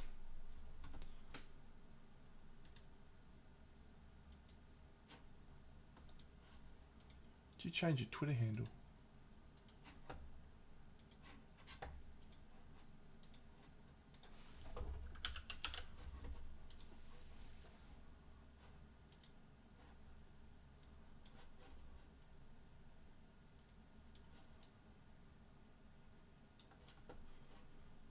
So this is from Lee Paints.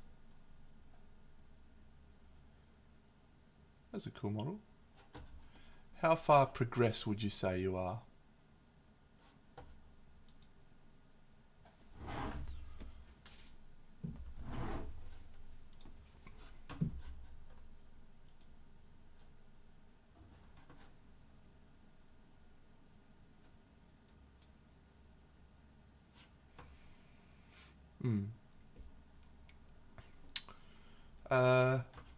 I won't give an excessive amount of feedback here because, you know, I think at this point you're probably still just needing to keep chipping away. The colours are very Christmassy, which can work, but it can also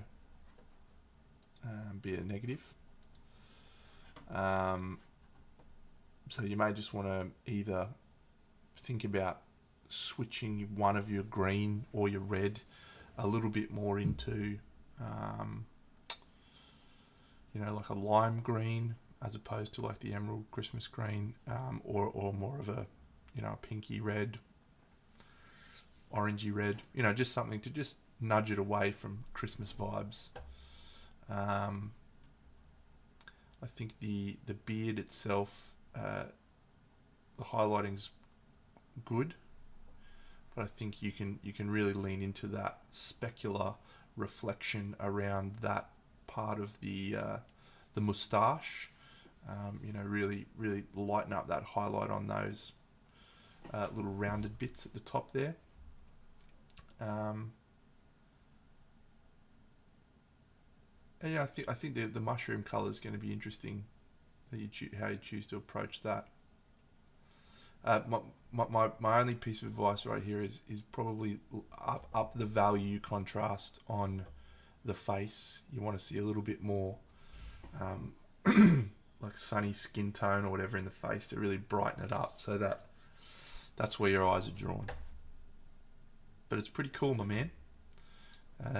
Feel free to share it when you're finished. Let's have a look at this Urhak, which I like. I like this figure a lot. I have painted this figure actually.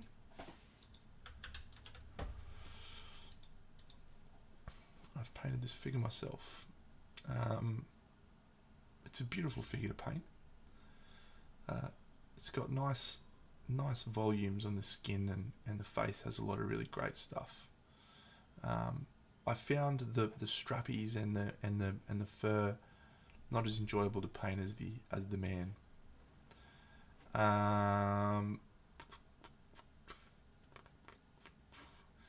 So in terms of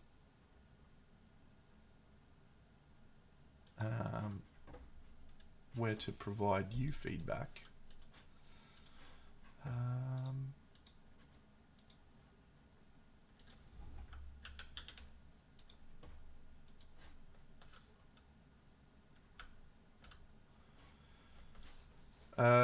this is all really beautiful,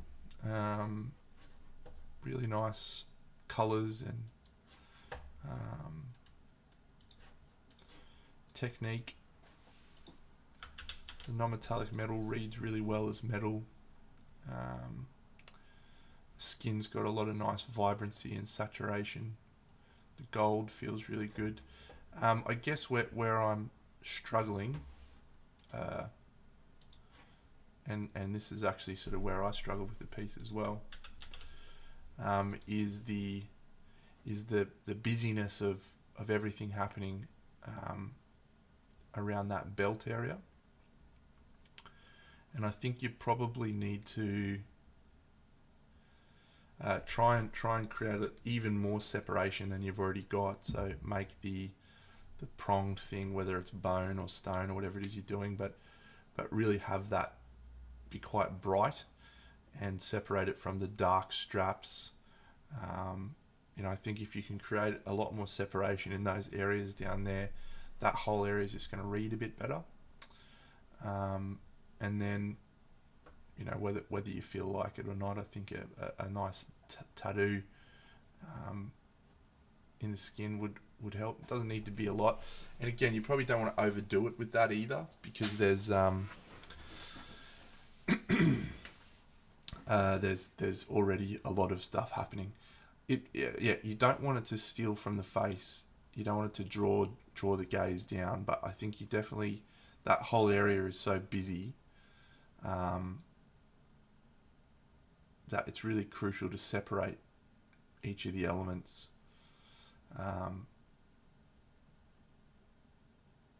This is a beautiful piece, mate.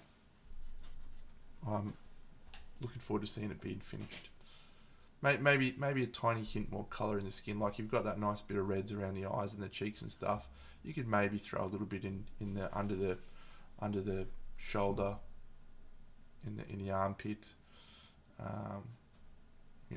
Maybe some environmental light from below might help. Soften the bit down the bottom.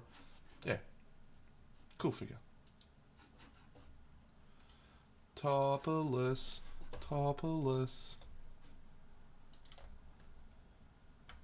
You're welcome.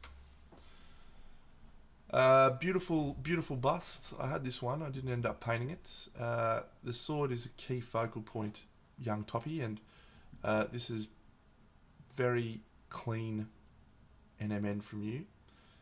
I would like to see some other reflections. So you've got that beautiful red gem right next to the sword. I think we should see some red in the underside of the prongs above it. Some reflections of red in there. There may be a tiny little bit in there actually, but I think you could up that a bit more. I think you could really work on the hair. The hair at the moment, you've got that beautiful bright highlight in the top right of the face, and then the hair doesn't feel like it's selling that same light as much. So you've got really dark striations in there, and from if the light's hitting that spot as brightly as it is, those wouldn't be as dark there. So I think add a little bit more mid-tone into that, just that area, right, of the hair. One thing I've observed about your work recently is I feel like you are struggling to represent different textures across the figure. I feel like a lot of your painting feels very similarly, highlighted across all the areas. Even the leather, which you can see some texture in, has a similar feel to the rest of it. I don't know if it's just the way you paint or whatever, but I'd really like to see a significant textural contrast in some areas on your piece. The skin's quite distinct in this, which is good, but I think you'd push that further. Should be good, mate. Should be a really good piece of yours. You understand probably more so than most now that it's all about the grind, right? You just paint all the time, and you've gone from where you were 2 years ago to where you are now just because you paint. That's it, right? Just paint. Keep painting, you dickhead.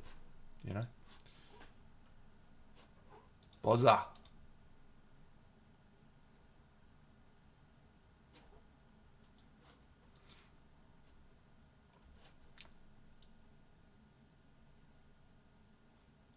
Alright, here's my feedback for you, Bozza.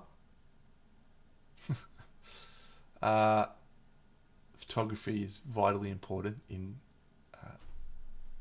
painting competitions that exist online, such as the Kingdom Death Discord painting competition we're about to do, and etc., etc. And an overexposed photo is really hard to provide, clear, good feedback on. And I feel like it's overexposed because when I look at this one, the red feels really beautiful and saturated and vibrant, and the colors on that feel nice. But when we go back to the other one, the cloak has been painted, I would guess, pretty similarly on the front and the back, maybe a little bit more highlighting on the front.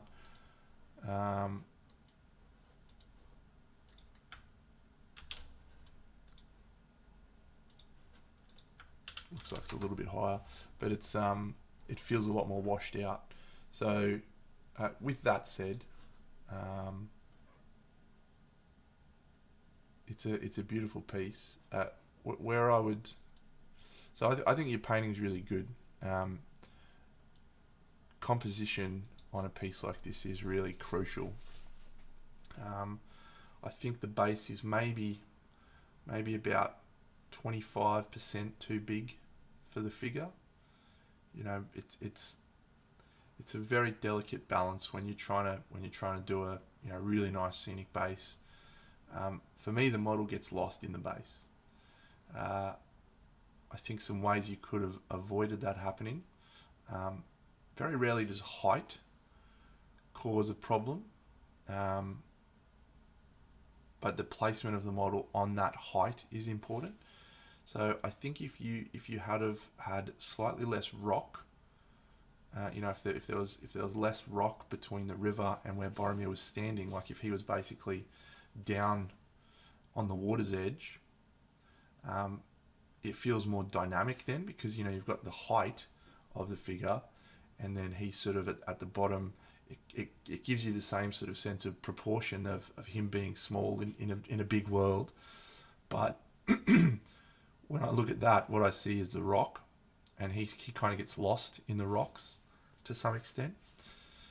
So I feel like narrowing the size of this would have helped frame him up. I do like the trees, and I like how they all sort of angle in towards him. It feels like a nice thing.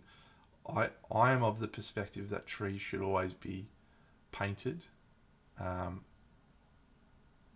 with an airbrush or whatever, with the colours that you've got in the model, just to tie them together with a sense of harmony. So I think a little bit of colour work on the trees, on the foliage, would have helped. And it's interesting, I've been watching a lot of scale modelling videos recently, and they don't do that. But their figures feel like they fit in that environment better. And I think that the issue that I have is, it's not with yours, it's in general, the issue that I have is we paint much more vivid, saturated, dynamic colours. And when you put a fantasy figure with vivid, saturated, dynamic colours in what is a much more muted and realistic vibe, it doesn't quite feel right. So you need to sort of add some of that saturation, some of that vividness in the painting into your environment as well, which you have done with the rocks, by the way. So the rocks feel awesome. I love the colours of them, but the trees, to me, stand out a little. But I don't know, that could be personal preference. I'm not sure. So yeah, I wouldn't be providing you much feedback on your paint job.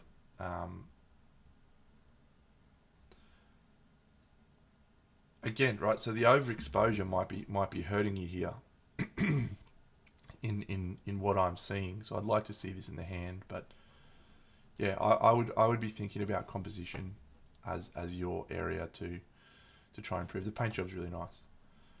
The only other thing I'd say is in your steel, in your non-metallic metal, try and incorporate some of the environmental colours. I'm not going to give you feedback on that guy, Minimancer, but he's very good. Great rim lighting. Great placement of lights. You've gotten really good recently, mate. Contextually, like you're still nowhere as good as I am, but contextually, you're vastly ahead of where you were, I reckon, even 6 months ago. You know?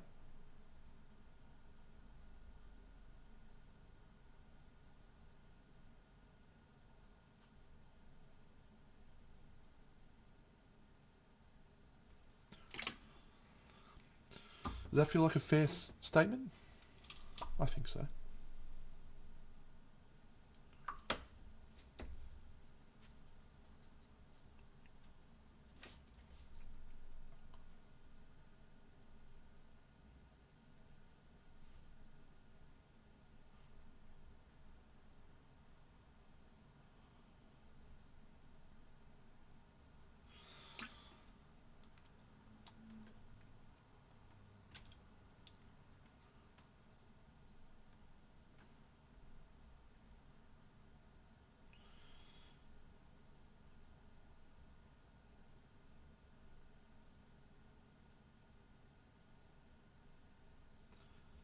You're welcome anytime, friends. I'll happily give feedback at any time, any moment. So don't be shy. I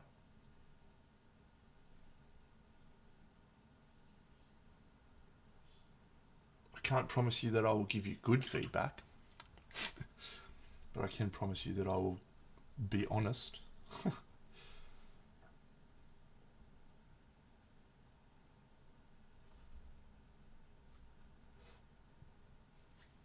I am excited for your next diorama. Anytime anyone's gonna dish up a diorama, I'm excited.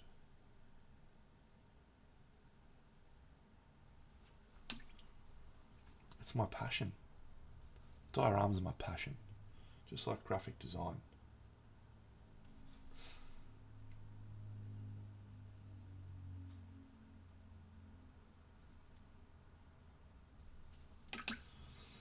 I'm at the point where I'm questioning if I need to do anything further or if I'm just fucking about here. I feel like I'm just fucking about, but maybe it's worthwhile.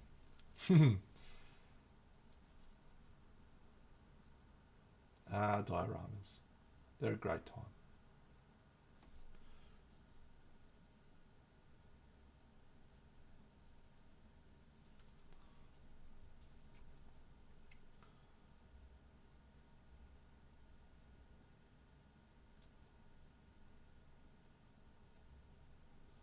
Have you tightened up your composition since last time?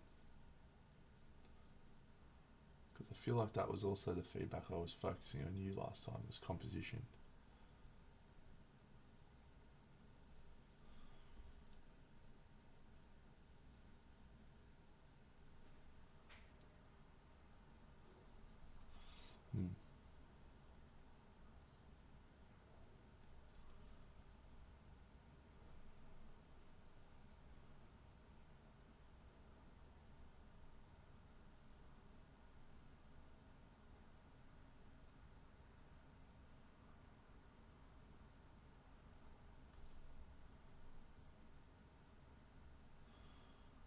Good.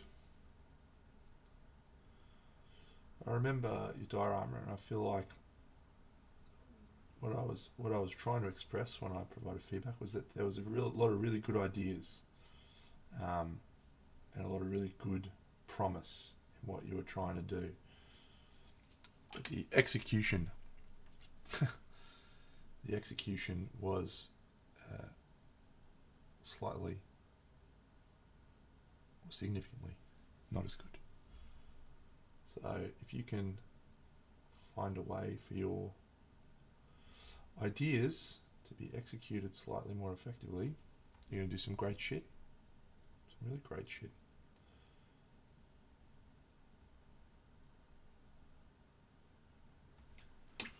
Yeah. Poor modelling skills, I don't think, is a fair statement. I don't think I said that. Maybe I did.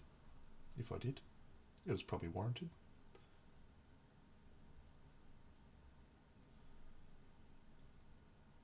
But yeah. Ideas. I'd much rather someone throw themselves at an idea and do something crazy than do nothing. It's better to know the shame of victory or defeat than to live with those poor and timid souls.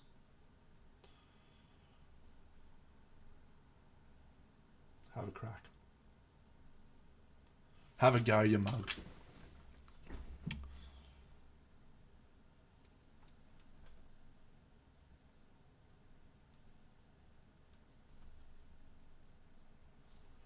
That was from my favourite Teddy Roosevelt quote, by the way.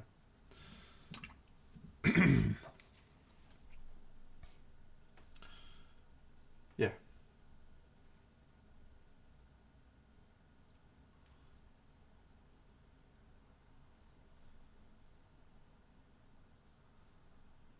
Like, I absolutely did not have the capacity to do Camelot when I did Camelot. There was a whole lot of shit that I fucked up when I did Camelot. And I learned a whole lot of stuff, but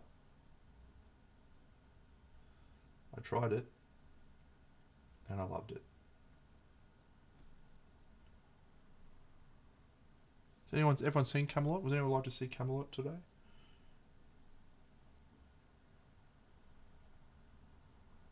Yeah, I'm quite happy to show Camelot off. My favourite part's the rim light. There it is. That's Camelot.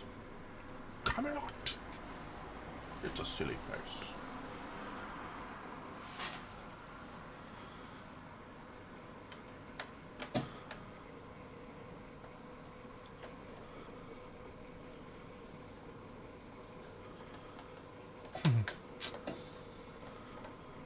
Camelot took me 7 weeks. 7 weeks. And the majority of it was done on stream. Is that right? Did I do it on stream? I think I did. I'm pretty sure I painted it on stream. I'm going to look. I don't remember. It'll be on my YouTube.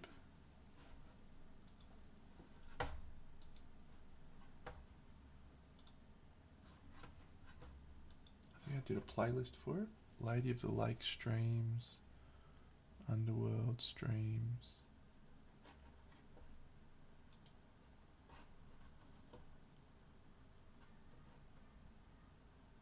No, Camelot was not done on stream. Camelot was 2020, wasn't it?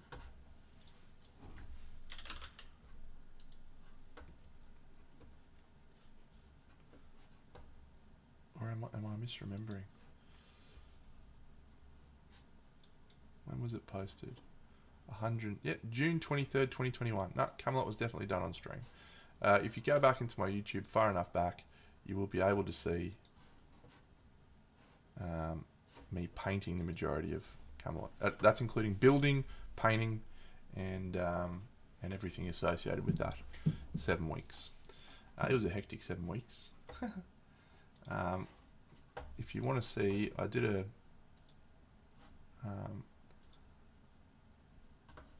I did too, yeah. I did a little post in albums, is it?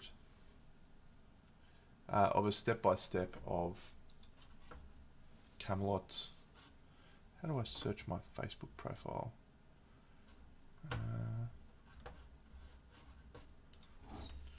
Camelot step-by-step. Yeah. Actually, let's just look at it together. We can look at it together. We're all friends here.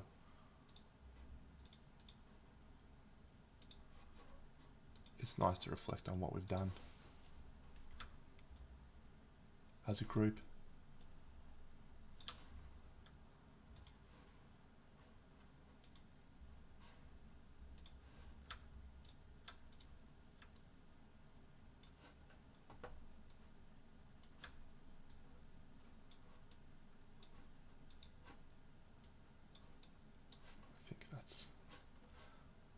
I think that's about right.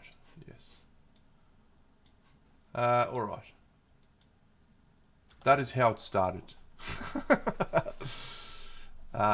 It's a lot of fame and just a kid with a dream, wasn't it? Just a little kid with a dream. I made that wall. So a lot of the things I was thinking, a lot of the stuff I tried to do with this diorama was think about how I would paint each of the individual things. And so I tried to have everything be quite modular and disassemble it so that when I paint, I could paint everything to a good level. So I split it into 5 scenes, and then I had each scene disassemble so that I could paint it all individually. So this was the first scene that I built from start to finish. There's some 3D printed bits there. That's some sculptor molds down the bottom, which is really good stuff, by the way, for diorama building. FYI. This is the Lady of the Lake scene. Again, sculptor mold. So there's the 5 scenes. The building part of it took me, I reckon, 3 weeks of building and trying to understand how it all fitted together and how I was going to keep it disassembled. So I slowly built up each scene and how they connected together, and and then there was obviously some model preparation which I did. Getting it all together, when I got it all together for the first time, like that crypt scene, it allowed me to see that light was a problem. So I had to make some amendments to the crypt scene to allow a little bit more light in, and that's also informed some of my choices around how I painted that crypt scene. A lot of Games Workshop kits in there, which from a perspective of are they the right scale, they were not. A little bit more sculpting there. If I could go back, his arm is just a little bit too far out. It's a little bit too long. He's got like a gigantic arm. I would change that. And here we go. We started painting Sir Kay. That was definitely on stream. I remember when I started that. I did that on stream. Now it's sold. It's it's actually going to be in a museum, a miniature museum. This color palette with the teal and the orange, I incorporated into the wall to tie him into the wall a little bit more. And then I tried to do similar with this horsey and everything that I did there. I had a lot of plants. I bought a lot of plants for this piece, and those are sculpted banners, by the way. I sculpted those. At this moment when I did this, I thought to myself, you know what? I think I'm actually going to fucking pull this off. And then I looked at the rest of the stuff that I had to paint, and I was like, well, maybe it's going to take a little while. I did a lot of airbrushing on those plants to just tone them down and bring them into line. Lot of painting on. A lot of painting. So got that one all ready. Got all of the rest of them ready. That's a tragic effort at trying to paint an area that I ended up mostly covering up. You can't really see it. But it made me want to do more of that sort of thing. There is the wonderful Godhand, Lady of the Lake. Again, colour palette. Tried to incorporate the colour palette into the rockery. So, Uther. This scene didn't make a lot of sense. He's actually holding the hawk in the thing, and I didn't want that hawk to be in this shot, so I wanted him to be holding onto the ropes or some vines in the little cave that he and Guinevere were staying in. This is probably my favourite model of all of them. The tree, I built the tree. Oh, Mordred. Also a great figure. See, I really went heavily into the OSL on this because I wanted it to stand out because of the fact that it was recessed and hidden by what was above. So I really went quite heavy on that light. It was a fun scene. I'd like to do more crypt scenes and stuff. Yeah, so we start pulling it all together and it starts looking cool. Here's all the models I painted. And this is the final scene, which had a lot of... Arthur, great model. Great non-metallic metal deno. So yeah, that one's cool. This had a lot of foliage and a lot of plants. And I just ended up just raw dog and green everywhere.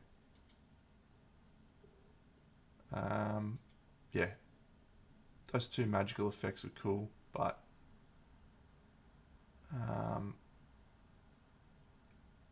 it's probably my least favourite of the scenes, actually. And it's weird, I saved it till last because I thought it was going to be my favourite, and it ended up being not my favourite. So this is where I started gluing bits together. So I glued these two together, put birds on the wall. There's a whole lot of details on this that literally no one's ever going to see except for, people that can sit down and look at it. Try to incorporate the lighting of the two dueling dudes in his golden non-metallic metal. There's the whole tribe of people that we painted, and this is the finished bits.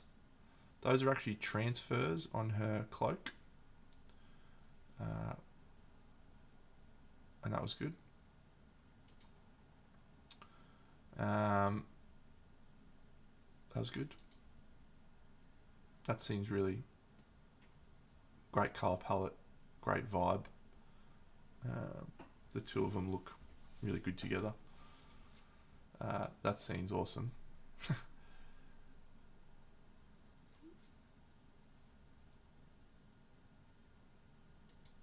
And that's my least favourite scene, but it's okay, it's okay. It did need a bit more pistachio. This was before I incorporated AK colours into my painting, so I don't think I owned a pistachio at the time. And here's just another refresher of what the final piece looks like. The round table I actually purchased originally when the Kickstarter was on, which was 2020. So I purchased the round table in 2020, and then it didn't arrive, the Kickstarter, until like June 2021 or May 2021. So I had the round table in mind, and I was just lucky that the round table was a good size. It is going to be in the museum in Las Vegas on display. It does spin, yes.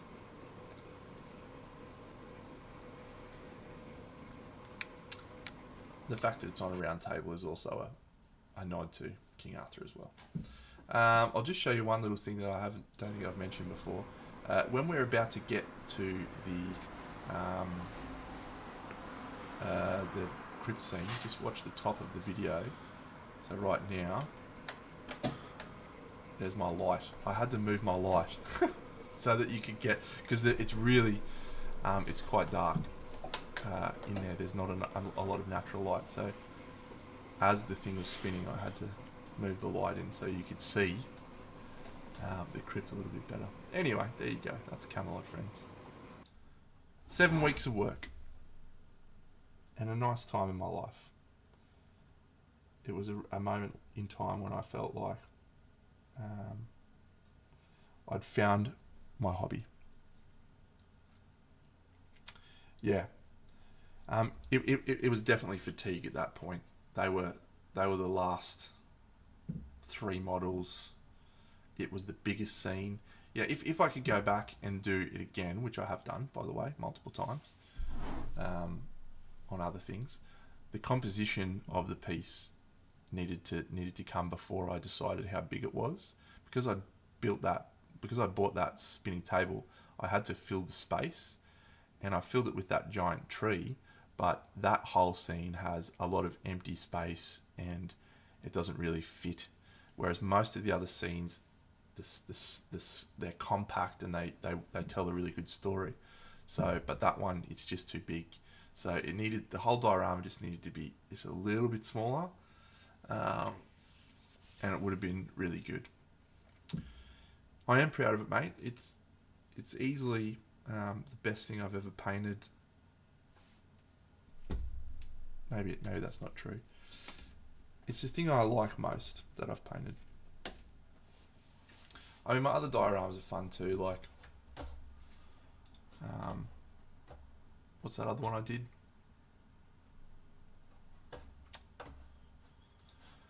Hyperborea, Gates of Hyperborea. That one was really fun. Yeah.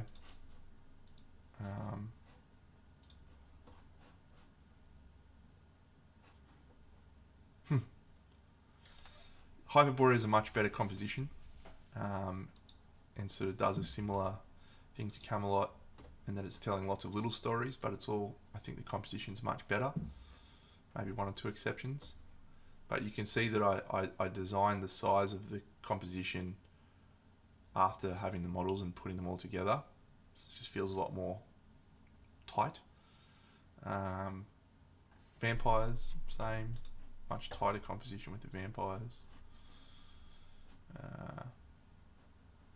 Yeah. Temple of the Elements is good. That's not Temple of the Elements. The Scar 75. That was awesome too. So good. Anyway, enough kicking on about how great my dioramas are. Godhand finished. I'm calling him there. He is. I'm going to get it varnished, and then I'm going to add some blood effects there, and that's it. So, and just in case you're wondering, this is what the other one looks like. I think we did a pretty good job of replicating the colours, given that I painted this in 2020. I painted this right now. Pretty good, Dano. Pretty good. The boys. Yeah, the boys. Awesome. Friends, that brings to a close my painting of the Gambler's Chest. There will be a narrative sculpt or two over the next few months as well. Got to do my scouts. Yeah, Camelot, I agree. It feels like the most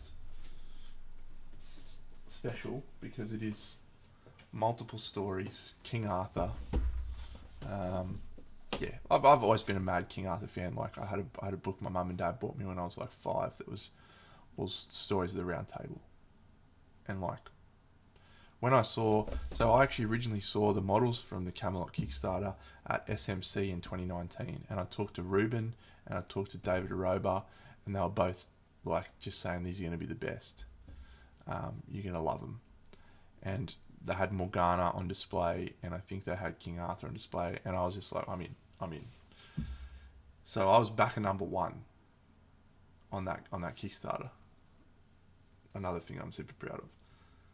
I had to get up at 1 o'clock in the morning, 2 o'clock in the morning to get it. So I was back at number 1, boom. And I put together, before I even had, like, I bought everything, and I planned out the diorama and what I wanted it to look like, and each of the scenes, while the Kickstarter was on, and then a year later I did it. But yeah, the whole King Arthur, I wanted to print out like some King Arthur stories, and put them on the side of it. I didn't. Anyway, this is our next project, friends. 2 cool dwarves, 2 dwarfy boys in the snowy Rocky Mountains, and that's what we're going to start and paint over the next little while. So in the meantime, friends, I'm going to go off and grab some lunch, and then I'm going to get back into my Kingdom Death campaign. So chest closed, very funny, from Minimancer there. Yeah, a couple of little dwarfy boys.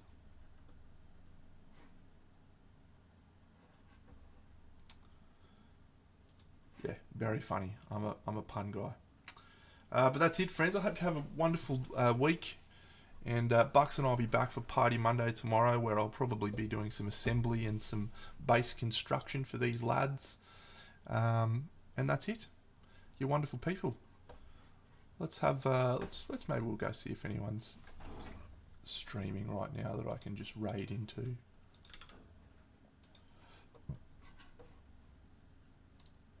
Who can we raid?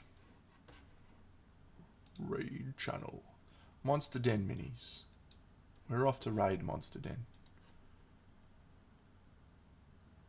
Have a wonderful week, friends. Yes, I am going to get Black Knight and Frog Dog Topulus. I'm going to get all of the remaining ones. So, goodbye. See you all.